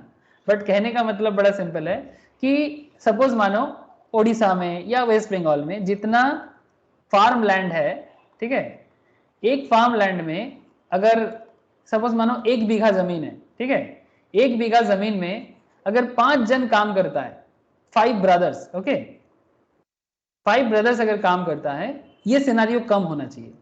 5 में से एटलीस्ट 2 भाई काम करे, बाकी 3 भाई कुछ और काम करे। बिकॉज एक ही जमीन से जब फैमिली का 5 फैमिली चलेगा, 5 भाई मतलब उनका 5 बीवी, ठीक है, मतलब 5 का एक एक करके, उनका 2-2 बच्चा, ठीक है, मतलब 1 बीघा जमीन पे डिपेंडेंसी क्या बन रहा है सर, कम से कम 20 जन का। माँ पापा तो है ही, ठीक है, बट मैं एवरेज में कर रहा हूं 20%। ये डिपेंडेंसी इंसान को गरीब बना देगा। मतलब एक तो पॉपुलेशन प्रेशर, ऊपर से जमीन वाइज, लैंड वाइज डिपेंडेंसी। अगर too much population, very few land के ऊपर डिपेंड रहेगा, तो क्या ये गरीबी को बढ़ावा देता है ना सर? क्या लगता है आप लोगों को? सर आप लोगों को कुछ समझ में आ रहा है? हाँ बोलो। और जिस सेक्टर से सर सबसे कम जीडीपी आ रहा है, उसमें सबसे ज्यादा एम्प्लॉयमेंट है। एग्जैक्टली सर, वही तो देखो एग्रीकल्चरल प्रोडक्ट का दाम तो ज्यादा नहीं मिलेगा ना। एग्रीकल्चर प्रोडक्ट का दाम मार्केट में थोड़ी ना ज्यादा मिलेगा। आप बोलो कि चाइना को भाई राइस ले लो, हाँ, चाइना क्या राइस लेगा तुमसे? चाइना के पास भी राइस बहुत होता है। हाँ, आप कुछ दूसरा नेशंस को जरूर बेच सकते हो। मतलब एग्रीकल्चर तो हर किसी ना किसी कंट्री में कुछ ना कुछ होता ही है। भगवान सबको कुछ ना कुछ दिया है, ठीक है। अरबियन नेशंस को उतना कुछ दिया नहीं है, बट ऐसा कंट्री बहुत कम मिलेगा आपको। अब अरब को बेचने के लिए बहुत सारा कंट्री है, तो एग्रीकल्चरल प्रोडक्ट में आपको वो दाम नहीं मिलेगा जो आपको इंडस्ट्रियल प्रोडक्ट में मिलेगा, सर्विस प्रोडक्ट में मिलेगा, सर्विस एक्सपोर्ट में मिलेगा। तो एग्रीकल्चरल प्रोड्यूस में आपको इतना प्रॉफिट नहीं होगा। मतलब प्रॉफिट का जो परसेंटेज है वो कम मार्जिन में रहेगा, बिकॉज ये डेली नेसेसिटी है। Agricultural produce is daily necessity, और डेली नेसेसिटी में हाई प्रॉफिट कभी नहीं हो सकता। बात तो समझ में आ रहा है सर? सेंस लगाओ सर, थोड़ा सेंस लगाओ, एकदम रियल लाइफ सेंस लगाओ, आपको इकोनॉमी समझ में आ जाएगा, बिजनेस सिनेरियो समझ आ जाएगा। एक बात आपने बहुत अच्छा किया कि सर जिसमें 16% जीडीपी आता है, जहां से उसके ऊपर डिपेंडेंट है 42% ऑफ द पॉपुलेशन। समझ में आ रहा है ना सर? ये सिनारियो जितना उल्टा हो जाए उतना अच्छा। मतलब कभी ऐसा हो जाए कि 26% लोग एग्रीकल्चर में हैं और 42% लोग इंडस्ट्री या सर्विस में हैं, तो अच्छा रहेगा। It's a good thing for India. इसका मतलब ये नहीं कि एग्रीकल्चर कम हो जाएगा, नहीं। जितना जमीन में एग्रीकल्चर होता है, जरूरत पड़े तो और जमीन में एग्रीकल्चर करो, जरूरत पड़ने से और जमीन में एग्रीकल्चर करो। राजस्थान के सूखा में कुछ करके दिखाओ, ठीक है। बंगाल में भी ड्राई रीजन है, वहां पर भी कुछ करके दिखाओ। है सर, एरिया ऑफ एग्रीकल्चर बहुत है, हम लोग देख नहीं पाते, वो अलग बात, ठीक है। जैसे राजस्थान के सूखा में एक लड़का, एक एंटरप्रेन्योर, पूरा आपका क्या बोलते हैं उसको, एलोवेरा बना के जैसलमेर रीजन में एलोवेरा का खेती करके पूरा वर्ल्ड वाइड एक्सपोर्ट कर रहा है, वर्ल्ड वाइड। तो ऐसे बहुत अपॉर्चुनिटी है। ऐसा नहीं कि सूखा है तो फिर एग्रीकल्चर नहीं हो सकता, नहीं, सूखा में भी एग्रीकल्चर हो सकता है, आपको नॉलेज चाहिए। तो ये सब आप लोगों को पता होना चाहिए, ठीक है। तो ये एक अच्छा स्टैटिस्टिक्स था, ठीक है।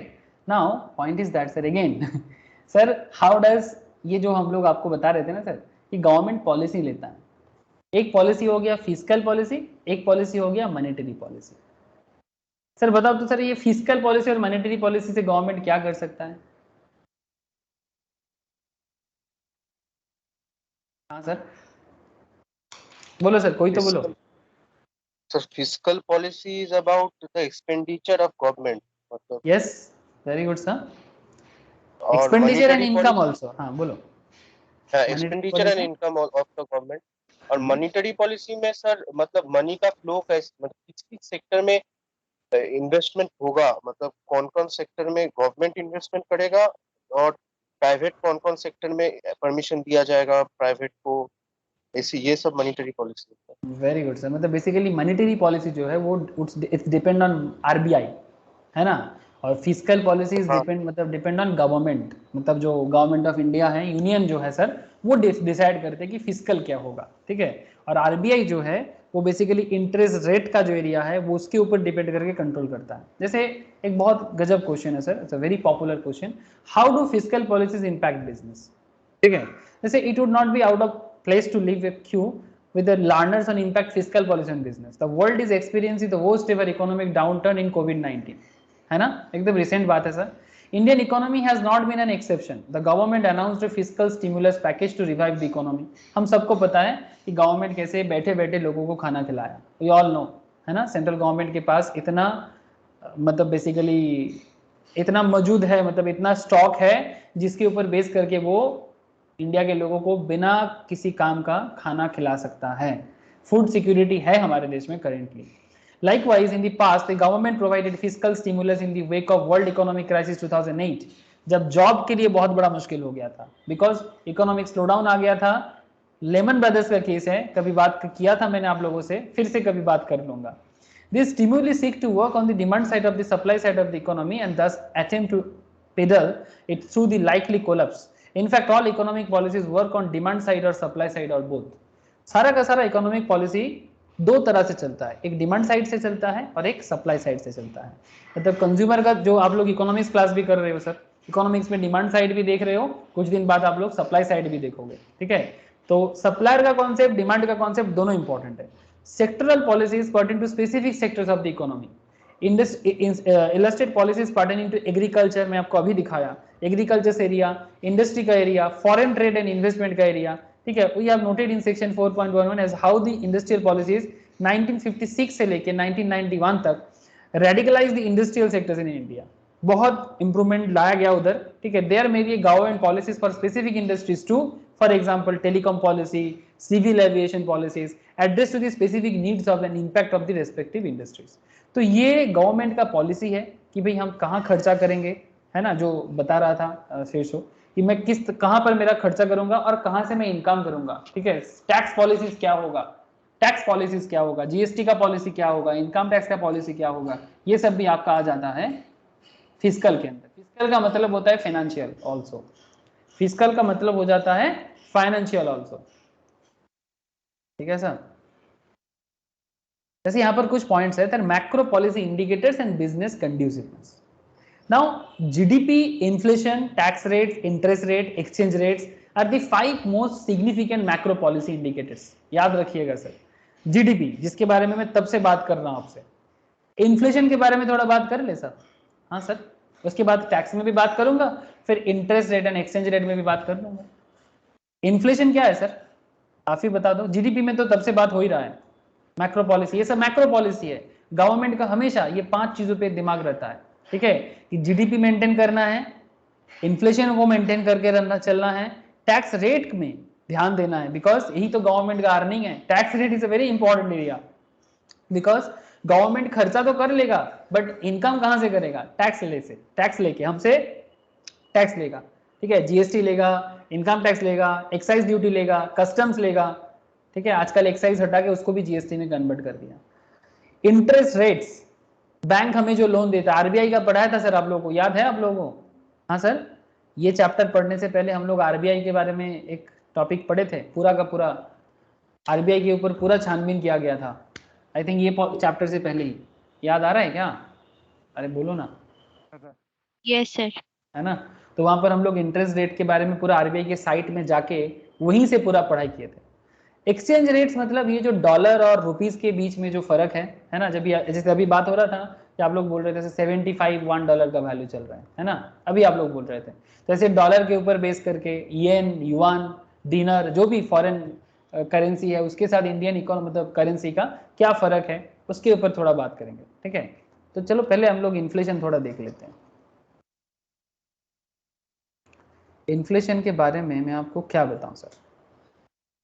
करंट इन्फ्लेशन रेट दिखाई दिया आप लोगों को, देखो तो एक बार. तो 6.20 समथिंग दिखा दे, यहाँ पर नहीं है क्या? था तो अभी मुझे दिख रहा है. ऊपर ये मिल गया. This is inflation 6.26% June 2021 latest मतलब बेसिकली बताया गया. 2020 में इसी पीरियड में 4.9% इन्फ्लेशन था. तो इन्फ्लेशन में क्या हो गया सर?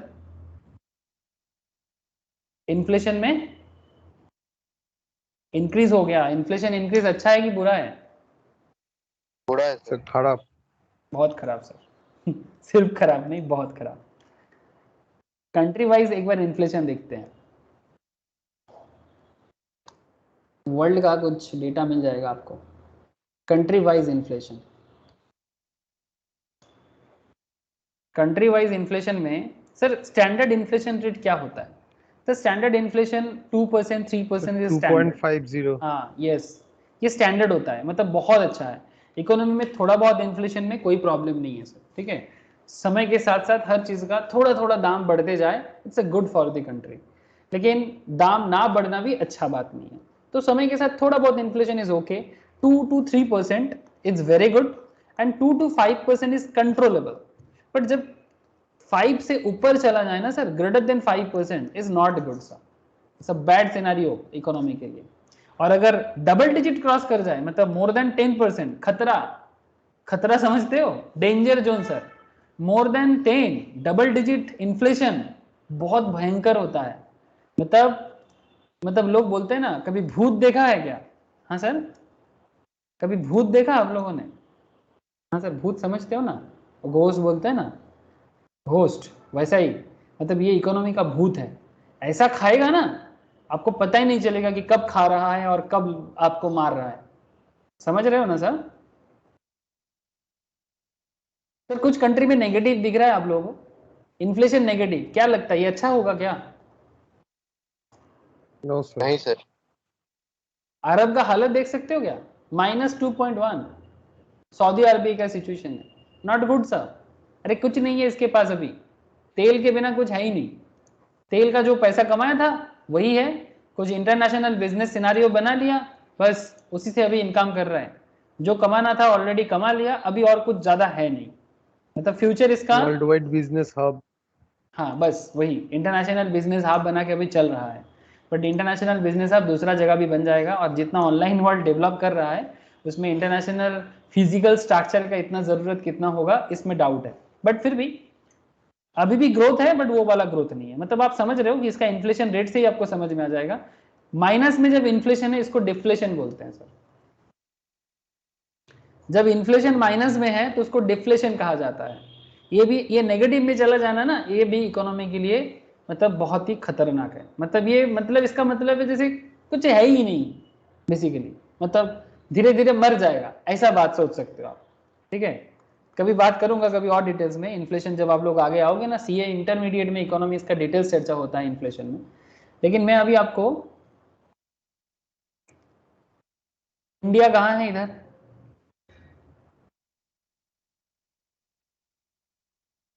दिखाई दिया? वो इंडिया तो 6 पॉइंट समथिंग में है। कहाँ है रे सर? ओ 5.59। अच्छा, ये लोग जो डेटा दे रहा है ये 5.59, बट लेटेस्ट जो हम लोग यहाँ पर देखे थे उसमें 6.26, ये लेटेस्ट है जून 2021 का। तो अगर आप इंडिया 5.59 में देख रहे हो, मतलब ऑलमोस्ट 6%। इधर बांग्लादेश का इन्फ्लेशन भी, श्रीलंका 6.50, ठीक है, श्रीलंका 6.50, बांग्लादेश 5.70, मतलब ऑलमोस्ट सिमिलर कैटेगरी का ही है। अरे ऐसा ही होगा ना। म्यांमार 5.1, मतलब ये सब थोड़ा सा एवरेज सिचुएशन में है। बट आपको पाकिस्तान का हालत देखो, 15% का इन्फ्लेशन है उसका। मतलब ये समझ रहे हो ना आप, पाकिस्तान जिस हिसाब से टेरर को बढ़ावा देता है, इससे अच्छा और कुछ होने वाला नहीं है इसका। मतलब टेरर को पाला था इंडिया के पीछे लगने के लिए, अभी पूरा दुनिया उसके पीछे लग गया। दिखाई दे रहा है ना आप लोगों को? ऐसा ही होने वाला है, किसी के बारे में खराब सोचोगे तो ऐसा ही होगा। एक तो एक कंट्री मिल गया तुम्हें, उसको संभालना नहीं आता, ऊपर से दूसरे के पीछे काठी करने के लिए जिंदगी, मतलब जब से 1947 से जब से अलग हुआ है तब से कैसे भारत के पीछे लगा जाए। मतलब मुझे समझ में नहीं आता कि ये पाकिस्तान क्या खाता है, मतलब इतना मन में गुस्सा काहे रखता है, और मतलब मन में इतना हिंसा क्यों है। मतलब मैं तो चाहता हूं कि पाकिस्तान अच्छा हो जाए सर, मेरा एक्चुअली मन से मैं चाहता हूं कि ये अच्छा बन जाए और ये टेरर बनाना बंद करे। अब क्या बोलो सर, हालत देखो इसका, और टेरर बनाओ और इन्फ्लेशन रेट को 150% कर लो, मर जाओ फिर जाके सुधर जाएगा ये। जिम्बाब्वे का हालत देखो। हाँ पाकिस्तान बोलो घास सर। खाए, पाकिस्तान घास खाए, घास खाए ठीक है, जो ऐसा तो नहीं कहते होता हैं, है तो सर, गोड़ू फिर खाए। चला जाता है क्राइम में। हाँ बोलो सर। सब पैसा नहीं होता है फिर टेरर का बिजनेस करने चला जाता है फिर हाँ वही जो जितना एम्प्लॉयमेंट भी तो नहीं है ना। एग्जैक्टली जितना पैसा होता है वो टेरर का ही बिजनेस करता है।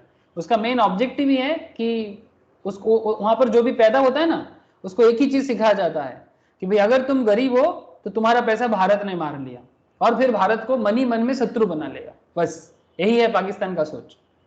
कसाब जो आया था ना अटैक करने, कसाब को वही सिखा के भेजा गया था कि भाई तेरा तेरा गरीबी का कारण भारत है, तू भारत में जाके लोगों को मारेगा तो तू जन्नत मिल जाएगा। मतलब इस तरह का मतलब जिहादी बना देता है।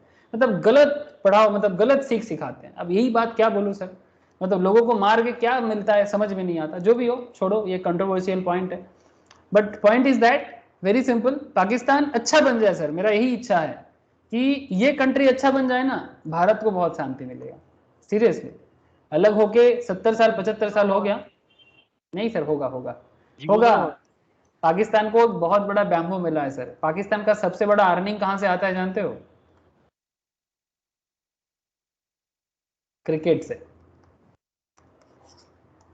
और पाकिस्तान का ये क्रिकेट पाकिस्तान में होता नहीं है because terror attack. Recently New Zealand का टीम जाके भी वापस आ गया। तो खेलाटा হয় না। यस, तो पाकिस्तान को क्या करना पड़ता है, अपना क्रिकेट खिलाना पड़ता है यूनाइटेड अरब में। तो इसके लिए इसको खर्चा होता है सर, इनकम तो छोड़ो खर्चा होता है। दूसरे कंट्री में जाके अपना होस्टिंग करोगे ना खेला तो खर्चा ही बढ़ेगा। तो पाकिस्तान का क्या हो रहा है ना, आमदनी अट्ठानी हो रहा है और खर्चा रुपया हो रहा है। और पाकिस्तान में क्रिकेट सबसे पॉपुलर गेम है और यहीं से इसका सबसे बड़ा एंटरटेनिंग चलता है। पाकिस्तान में मूवीज वगैरह नहीं होता, ठीक है, और इंडस्ट्री का हालत ऐसा कुछ है नहीं। खेती में अच्छा है बिकॉज इंडस वैली सिविलाइजेशन है sir, it's actually this is Indus Valley civilisation. खेती बाड़ी अच्छा है जैसे इंडिया में है, लेकिन इसका जो main area of earning area है क्रिकेट, क्रिकेट में बैम्बू हो गया उसको। अब ये सुधरेगा नहीं ना, सिर्फ टेरर के ऊपर बेसिस करके अगर ये अपने आप को बना के रखेगा तो फिर इसको खत्म ही होना है सर, इसका काम ही इसको खत्म करेगा। चलो छोड़ो, पाकिस्तान के बारे में और चर्चा नहीं करेंगे। अच्छा, तुर्की, ये भी एक बहुत खतरनाक कंट्री है, फालतू में हमेशा इंडिया के पीछे पड़ा रहता है, इसका भी हालत खराब है। अच्छा सर आप ढूंढ ढूंढ के भारत का एनिमी को ढूंढ रहे हो क्या? नहीं सर, मैं एक्चुअली इसको नहीं ढूंढ रहा हूँ, मैं ढूंढ रहा हूँ इकोनॉमी का हालत खराब हालत में देश का क्या हालत होता है। जिम्बाब्वे इसका सबसे बड़ा एग्जाम्पल है। इन्फ्लेशन रेट देखो सर 100%, मतलब आज जिस प्रोडक्ट का दाम 100 रुपया है, नेक्स्ट ईयर उसका दाम 200 रुपया हो जाएगा। कुछ समझ में आया? एक कंट्री अपना इकोनॉमी को अगर मेंटेन नहीं कर पाता है तो उसका क्या हालत होता है। देखो गवर्नमेंट पॉलिसीज कितना वाइटल है सर। जिम्बाब्वे का ऐसे हालत के पीछे क्या रीजन है? सबसे बड़ा सर, सबसे बड़ा रीजन है सोशल स्ट्रक्चर। सोशल स्ट्रक्चर में जिम्बाब्वे का सबसे बड़ा प्रॉब्लम है कि जिम्बाब्वे ब्लैक एंड व्हाइट के चक्कर में फंस गया, मतलब गोरा एंड काला इंसान के बीच में लड़ाई। ये रेसिज्म है, जैसे जात पात होता है वैसा ही रेसिज्म, सादा काला का लड़ाई, और सादा काला का लड़ाई जिम्बाब्वे को खत्म कर दिया।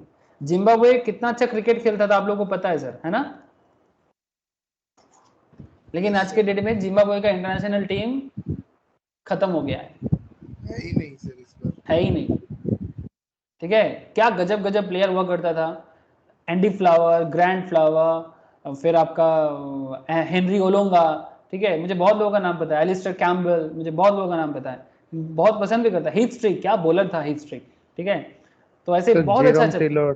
हाँ Jerome Taylor, very good sir, Jerome Taylor, ठीक है। फिर डॉगलस मरेलियर, जाहिर खान को डॉगलस मरेलियर जाहिर खान को 4 मारा था, वो दिल स्कूप जो आज के डेट में बोलते हैं ना सर, दिल स्कूप, वो पीछे जाके विकेट के वो शॉट लाया था डॉगलस मरेलियर ने।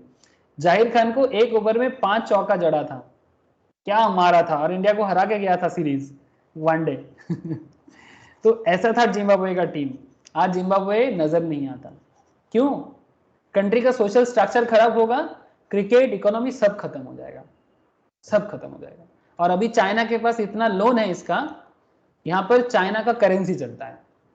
चाइना मतलब ऑलमोस्ट खरीद लिया है जिम्बाब्वे को, क्योंकि इतना ड्यूज है इसका चाइना के पास। और एक कंट्री, इसके बारे में तो जितना कम बोलो उतना अच्छा है, मेरे को तो दिन में भी भूत नजर आता है। 5,500% का इन्फ्लेशन, सर पैसा का कोई दाम नहीं है, मनी इज टोटली, मतलब नो वैल्यू ऑफ मनी। जो करेंसी होता है ना पैसा, पैसा का कोई कीमत नहीं है। मतलब वहां पर अगर कोई 2000 रुपीज का नोट रास्ते में अगर फेंक भी देना, कोई उठाने के लिए भी नहीं आएगा। इन्फ्लेशन जब इस हालत में चला जाता है, इसको बोलते हैं सर ब्लीडिंग होना। बोले ना बांग्ला ते रक्ताक्त, तो मतलब पूरा रक्त बह रहा है। एग्जैक्टली इसका इकोनॉमी से रक्त बह रहा है, इंसान इंसान को काट के खा रहा है सर, ऐसा हालत है। तेल का कुआं है भर्ती, लेकिन फिर भी इकोनॉमी है पूरा पूरा पागलपंती का इकोनॉमी चल रहा है। समझ में कुछ आ रहा है सर? अफ्रीकन नेशंस है, सॉरी साउथ अमेरिकन नेशंस है, बहुत तेल है इसके पास, बस कंट्री टोटली, मतलब क्या बोलूं सर, मतलब ऐसा होता है ना, बड़े बाप का बेटा है, बहुत पैसा है, क्या करेगा वो? हाँ, कंट्रोलिंग नहीं, एग्जैक्टली कोई कंट्रोलिंग नहीं है। मतलब बेटा के बाप के पास पैसा है तो क्या बेटा कुछ भी करेगा? एग्जैक्टली यहाँ पर वही हुआ है। पैसा इसके पास इतना हो गया है तेल का, वेनेजुएला के पास, कि उस पैसे से गवर्नमेंट क्या करेगा कुछ नहीं पता। मतलब जितना खराब काम हो सकता है वो सब चालू हो गया है, जितना खराब काम हो सकता है। मतलब बोला ना sir, social structure is everything.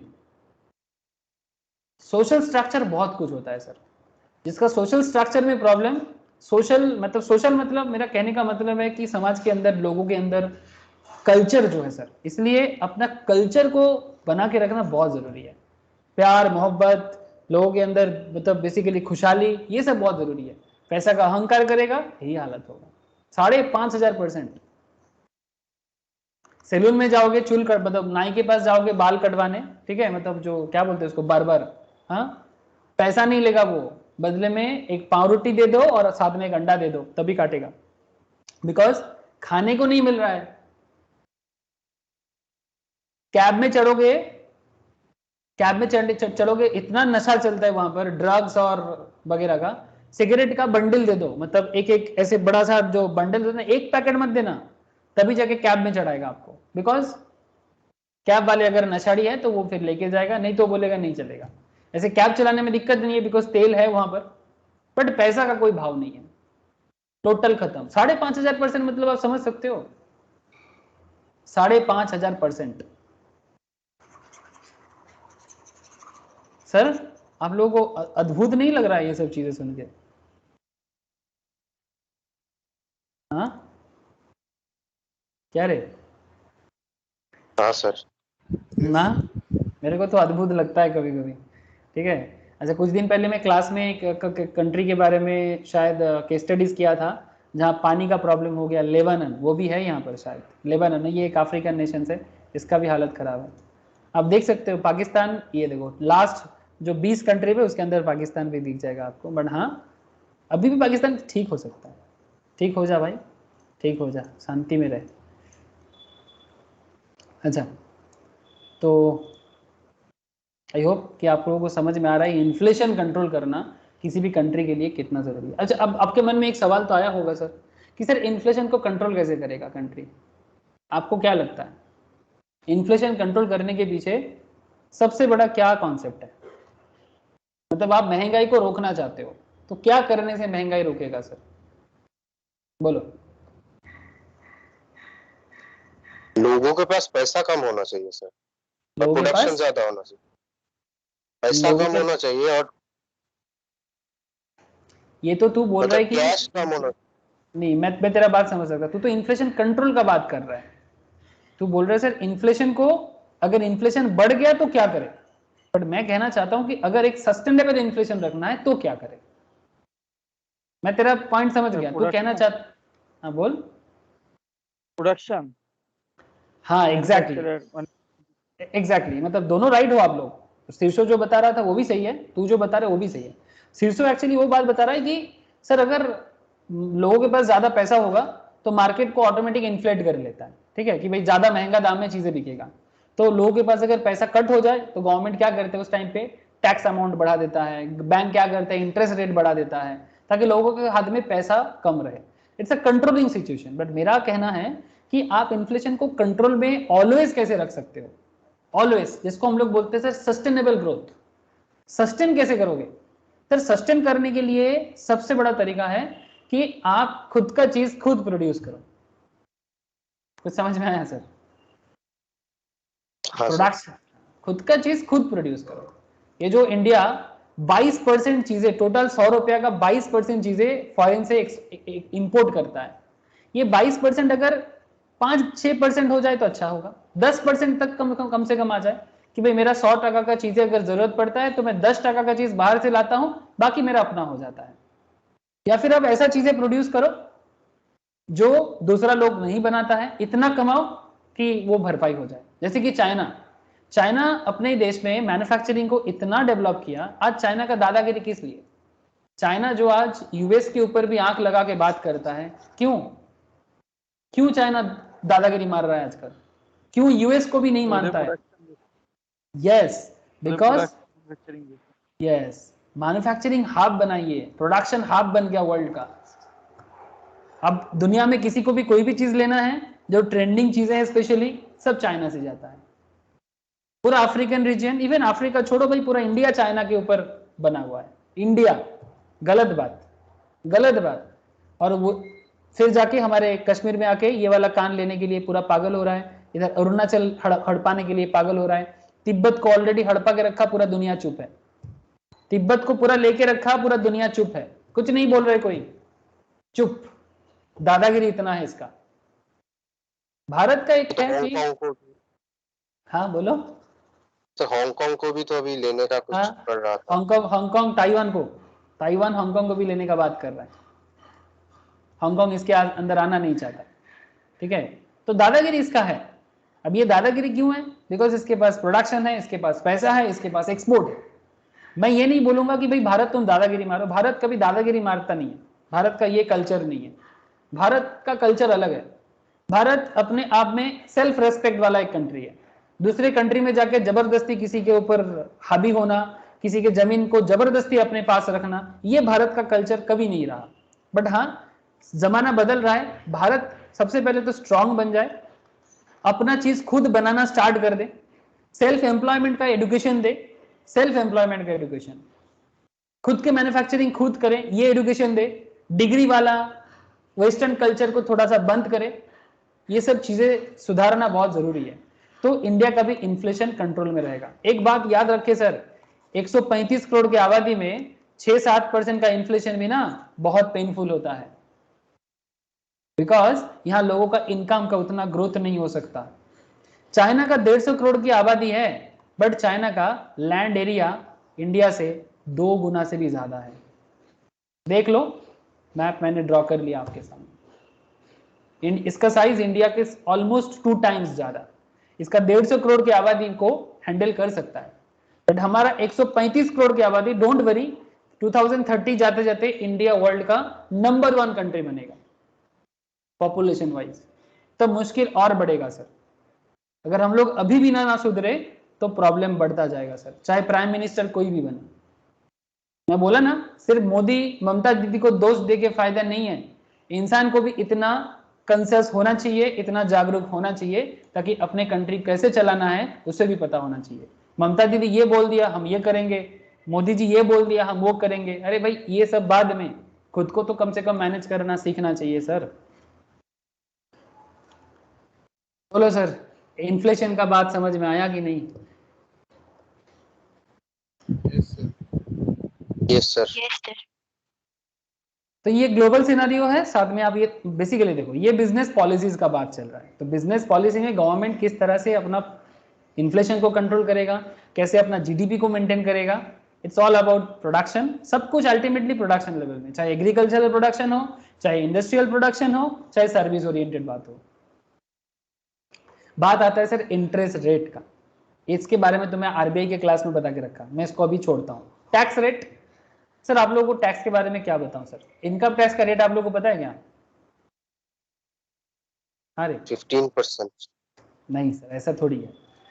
Income tax slab wise चलता है sir. Income tax slab wise होता है। जब आप लोग इंटरमीडिएट में आओगे, सीएस हो, सीए हो, सीएमए हो, इंटरमीडिएट में आपको पूरा एकदम खुला टैक्स पढ़ना पड़ेगा, मतलब पूरा डिटेल्स में टैक्स पढ़ोगे, तब आपको मैं डिटेल्स में बताऊंगा। बट फिलहाल फॉर योर नॉलेज पर्पस मैं एक बार टैक्स के बारे में कुछ बेसिक बातें कर देता हूं। टैक्स का जो सिस्टम है हमारे देश में, टैक्सिंग सिस्टम जो है,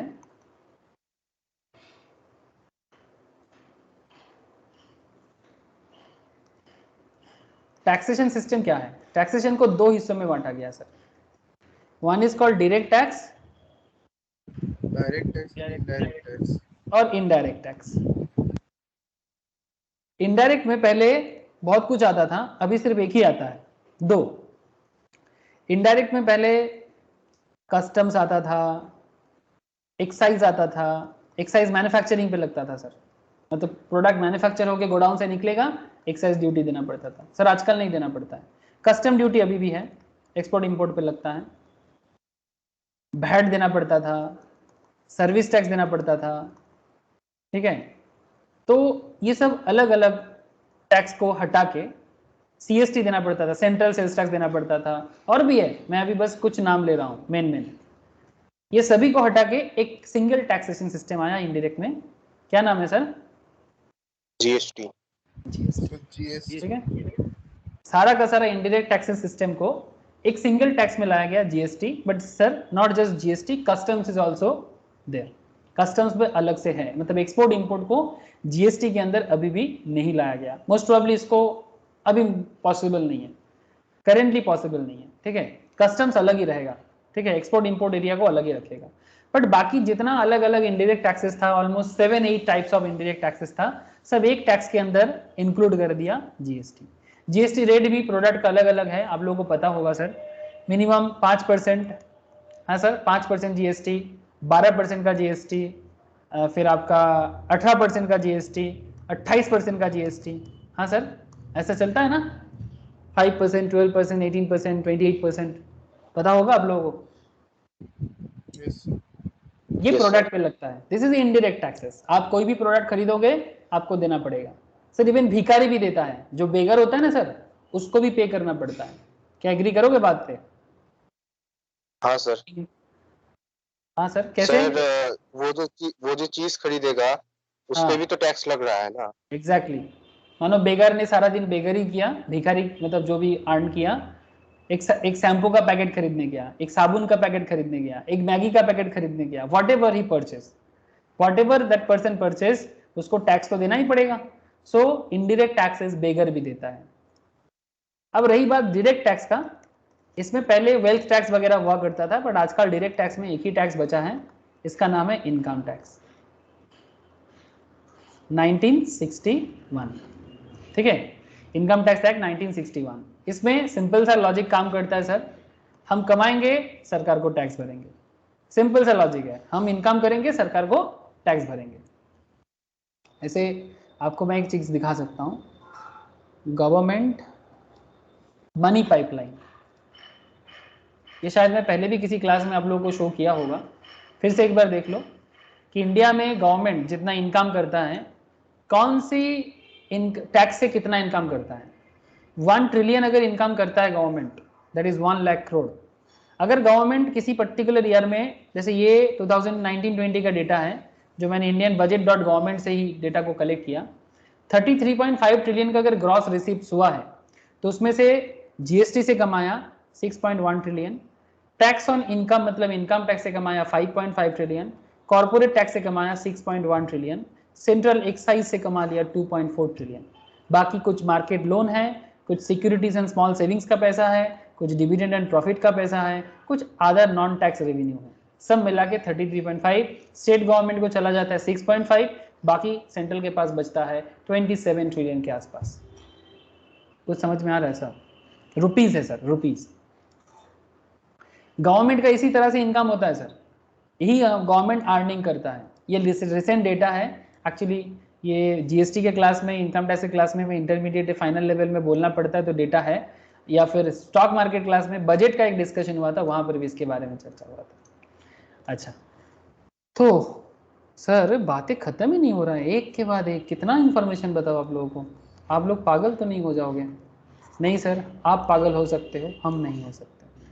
अच्छा, मैं टैक्स का जो रेट का बात चल रहा था, चलो एक बार आपको मैं टैक्स रेट बताता हूँ इनकम टैक्स का।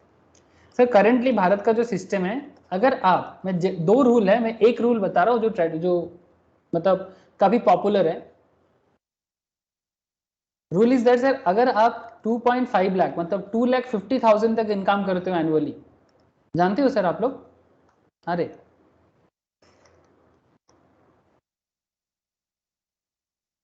अगर आपका एनुअल पर्सनल इनकम 2,50,000 तक है तो आपको सरकार को कोई टैक्स नहीं देना है। बात समझ में कुछ आया? हाँ सर। Yes, sir. अगर आपका इनकम 2,50,000 से 5 लाख तक जाता है तो आपको गवर्नमेंट के घर में 5% टैक्स जमा करना है। अगर आपका इनकम ग्रेटर देन 5 लाख से 10 लाख तक के बीच में है तो आपको सरकार के घर में 20% टैक्स देना है। और अगर आपका इनकम 10 लाख से ज़्यादा है, ग्रेटर देन 10 लाख, तो आपको गवर्नमेंट के घर में 30% टैक्स जमा करना है। ठीक है, स्लैब वाइज। सर से for example,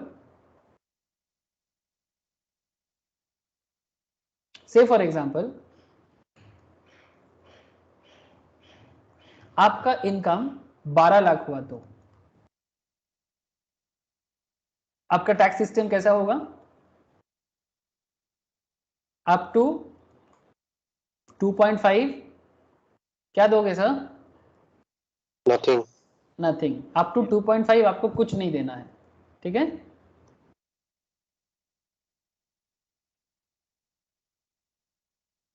up to 2.5 @ nil. Greater than 2.5 to 5 lakh आपको देना है।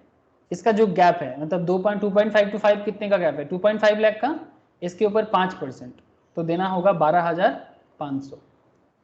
Greater than 5 lakh to 10 lakh मतलब 12 लाख तक जाना है ना सर, स्लैब वाइज। तो greater than 5 lakh to 10 lakh, 5 lakh में 20% कितना हो जाएगा? 1 लाख। और अगर आपका इनकम 10 लाख से ज्यादा जा रहा है, ठीक है, कितना? 12 लाख तक, 2 लाख का गैप है, 2 लाख पे 30% कितना हो जाएगा? सर 1 लाख হবে না তো স্যার 10,000 হবে। কোনটা? এইটা? हाँ सर हर गधा, 5 लाख से 10 लाख का गैप कितना है?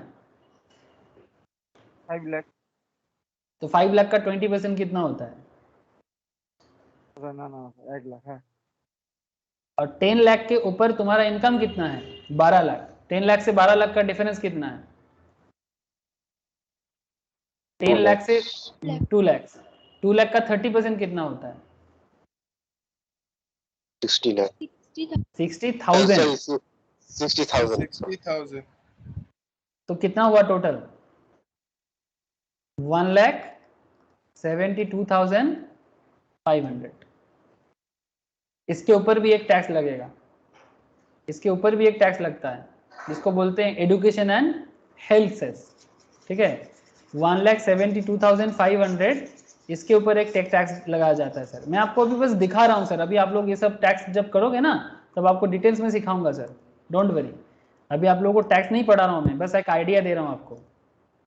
1,72,500 इसके ऊपर आप 4% का एडू एंड हेल्थ सेस लगाओगे। ये मैंडेटरी है, जो गवर्नमेंट एक्स्ट्रा टैक्स लेता है, आपका जो टैक्स लायबिलिटी होगा उसके ऊपर 4%। कितना होता है?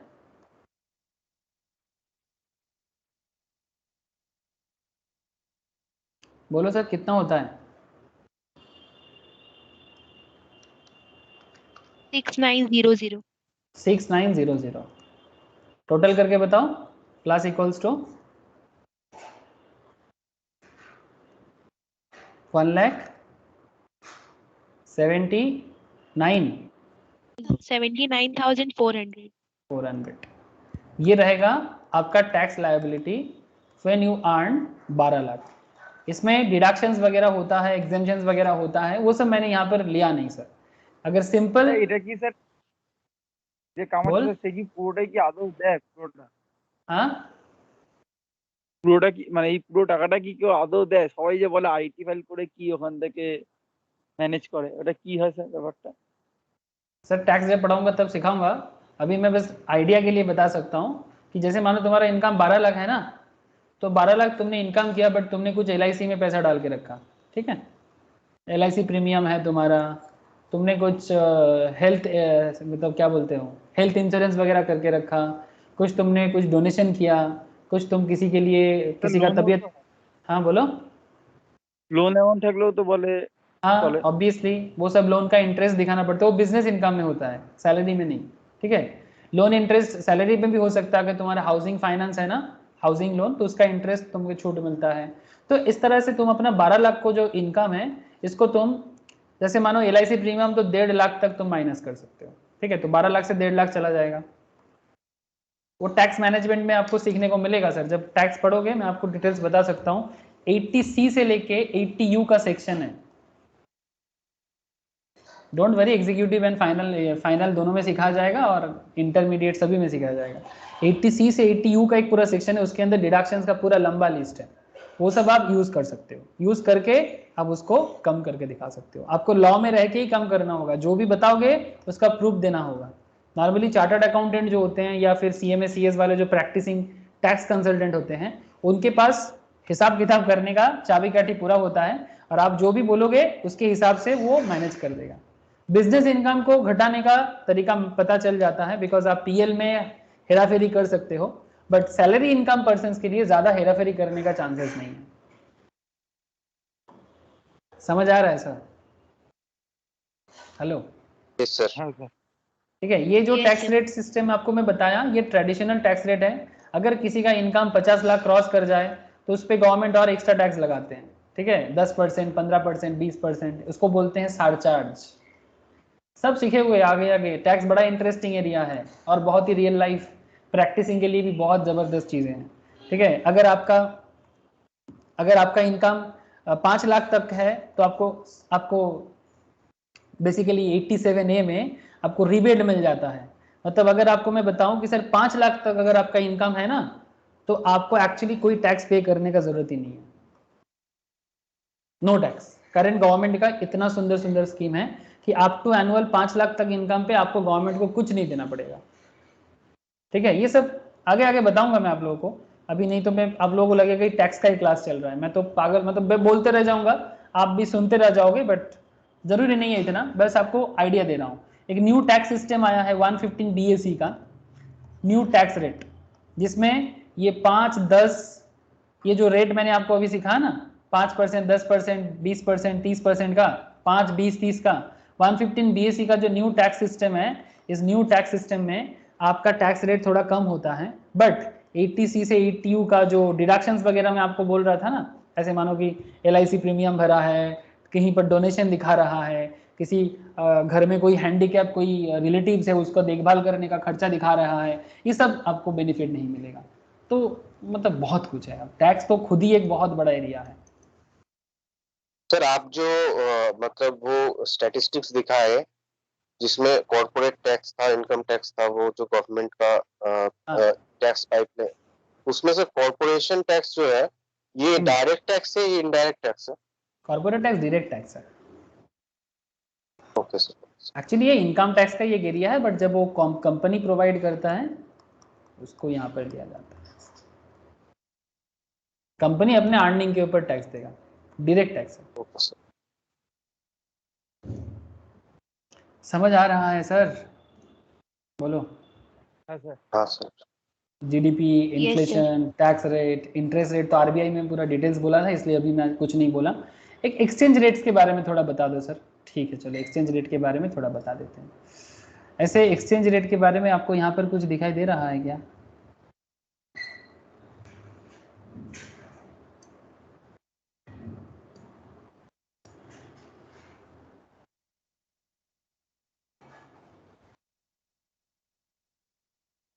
यहाँ पर तो कुछ ऐसा है नहीं, बट हम लोग एक्सचेंज रेट करेंटली क्या रेट चल रहा है सर डॉलर का?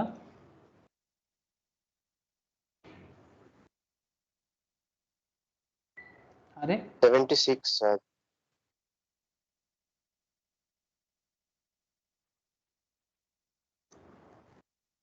74.74 आज का डेटा लग रहा है मुझे। ठीक है, इसके ऊपर आप ट्रेड भी कर सकते हो, करेंसी डेरिवेटिव का काम भी होता है सर। ठीक है, आप इंटरनेशनल मार्केट में करेंसी में पैसा भी लगा सकते हो। ठीक है, जैसे ये 74.74 चल रहा है 1 इंडियन रुपी, मतलब इंडियन रुपी का मतलब $1 का मतलब है 74.74। ये बेसिकली इंटरनेशनल बिजनेस पे काम आता है, ठीक है। ऐसे क्योंकि डॉलर के मतलब इंडियन रुपी के हिसाब से डॉलर का वैल्यू ज़्यादा है। मतलब आप ऐसे सोच सकते हो, मतलब अगर आपको नॉर्मल लेमैन की तरह समझाने के लिए अगर आप मुझे पूछोगे तो मैं आपको इतना बोल सकता हूँ कि हमारे पॉकेट में 1 रुपी रहने से हमें जो फीलिंग आता है, यूएस वाले के पॉकेट में 74 रुपीज रहने में उनको वो वाला फीलिंग आता है। मतलब हमारा 1 रुपी इक्वल्स टू उसका $1, आप ऐसे मान सकते हो, ठीक है। तो हमारे पॉकेट में 1 रुपी का जो फीलिंग है, उनके पॉकेट में $1 का वो फीलिंग है, बट एक्चुअली उनके पॉकेट में इंडियंस के हिसाब से कितना पैसा है, 74 रुपीज है।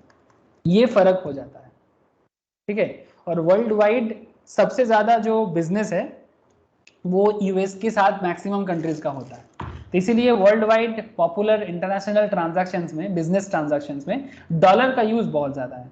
पर डॉलर छोड़ के और भी करेंसी है, लाइक युआन, येन, ठीक है, जापानीज, चाइनीज, डिनर, बहुत सारा है।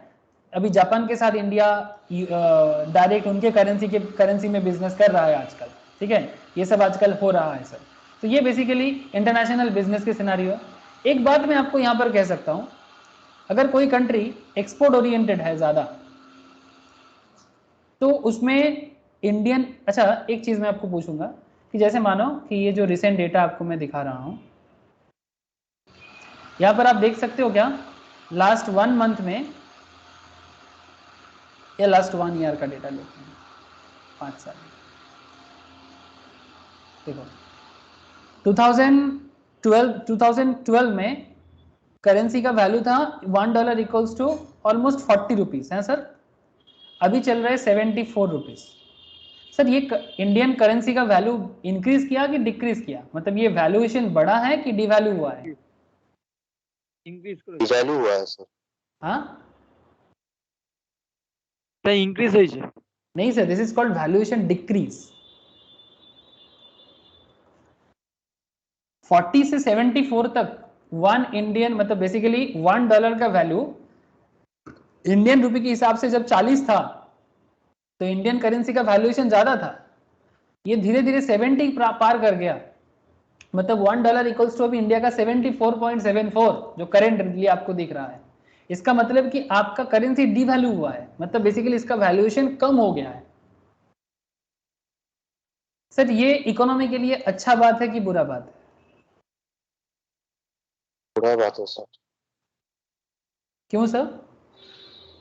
क्योंकि सर हम जो चीज खरीदेंगे एक प्राइस पे सर, वो लोग उसी प्राइस पे ज्यादा चीज खरीद पाएंगे। चलो मैं आप जो बता रहे हो मैं उसी को थोड़ा सा सिंप्लीफाई करता हूँ। Very good sir. सपोज आप यूएस से, ठीक है, नॉट जस्ट यूएस, कोई भी कंट्री से, आप यूएस से कोई प्रोडक्ट एक 100 क्वांटिटी का परचेज कर रहे हो, ठीक है। तो आप कोई प्रोडक्ट 100 क्वांटिटी का परचेज कर रहे हो, संपद जवाब देना, तुम 100 क्वांटिटी इंपोर्ट करना चाहते हो। संपद ध्यान से सुनना बात को। तुम 40 रुपीज करके पेमेंट करोगे तुम्हारे लिए ज्यादा अच्छा है कि 74 करके पेमेंट करने से तुम्हारे लिए ज्यादा अच्छा है? 40 করে। तभी ना तुम सस्ता में खरीद पाओगे, है ना। हाँ सर। तो इसका मतलब 40 से 74 होना क्या हो गया, वैल्यूएशन इंक्रीज हुआ कि वैल्यूएशन डिक्रीज हुआ? Valuation decrease. समझ में आया बात? আমাদের থেকে এটা বেড়ে যাচ্ছে। হ্যাঁ exactly, it's a negative concept for you, but इसी में एक खेल खेला जाता है इंटरनेशनल मार्केट में। फाइनेंस में इसका बहुत बड़ा यूज है सर। खेल कुछ ऐसा होता है कि अगर मानो कि 74 का जो दाम चल रहा है, अगर तुम एक्सपोर्टर होते तो तुम्हारे लिए 74 अच्छा होता। तुम 100 प्रोडक्ट बेच के 74 करके अगर सेल करोगे तो तुमको ज्यादा प्रॉफिट होगा कंपेयर टू 40, हाँ सर। है ना। तो एक्सपोर्टर के लिए ये बात अच्छा है, अगर कंट्री মানে স্যার एक्सपोर्ट ओरिएंटेड है। মানে স্যার ইম্পোর্টের দিক থেকে অসুবিধা আর এক্সপোর্টের দিক থেকে সুবিধা। यस,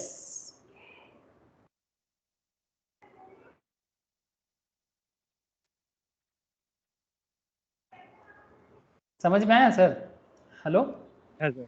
ठीक हाँ है। सर। तो अगर कंट्री एक्सपोर्ट ओरिएंटेड है तो वो कई बार जानबूझ के, जैसे चाइना करता है, जानबूझ के इसको इन्फ्लेट करके रखेगा ताकि इंटरनेशनली सुविधा मिले। जैसे इंडिया का क्या है कि इंडिया एक्सपोर्ट ज्यादा करता है कि इंपोर्ट ज्यादा करता है? इम्पोर्ट। Sir import. इसीलिए इंडिया को प्रॉब्लम है। ये 74 से और जितना ज्यादा होगा और प्रॉब्लम बढ़ेगा। लेकिन जिस दिन इंडिया एक्सपोर्ट ओरिएंटेड कंट्री बन जाएगा उस दिन इंडिया के लिए ये बढ़ भी जाए तो भी कोई दिक्कत नहीं है। बोलो। प्रॉफिट হবে, बिकॉज आप ज्यादा प्रॉफिट कर पाओगे, ठीक है। तो ये सब एक्सचेंज के कॉन्सेप्ट में बहुत इंपॉर्टेंट कॉन्सेप्ट है सर, और ये भी गवर्नमेंट पॉलिसीज के ऊपर। हाँ बोलो सर। স্যার একটা কোশ্চেন ছিল স্যার, নেটেই আমি মানে দেখলাম স্যার, এটা হচ্ছে স্যার 1947 15 আগস্টে 3 টাকা ছিল হচ্ছে ডলারের ভ্যালু, 3 রুপিস ভ্যালু ছিল। তো স্যার এখন তো ডেভেলপমেন্ট অনেক বেশি হয়েছে, তাহলে ডলারের ভ্যালু বাড়ছে কেন? डेवलपमेंट सिर्फ हमारा सिर्फ हुआ है क्या? तुम 1947 में इंडियन इकोनॉमी के साथ यूएस इकोनॉमी का कंपेयर कर रहे हो, ठीक है। तो इंडिया का भी डेवलपमेंट हुआ है और यूएस का भी डेवलपमेंट हुआ है, ठीक है। अगर मैं इन सिंपल सेंस में बात करें तो यूएस का डेवलपमेंट बहुत हाई हुआ है कंपेयर टू इंडिया, ठीक है। और जिस हिसाब से इंडिया डेवलपमेंट का अगर तुम मुझे पूछोगे कि सर 47 में, सर एक सेकंड होल्ड करना, हाँ एक सेकंड।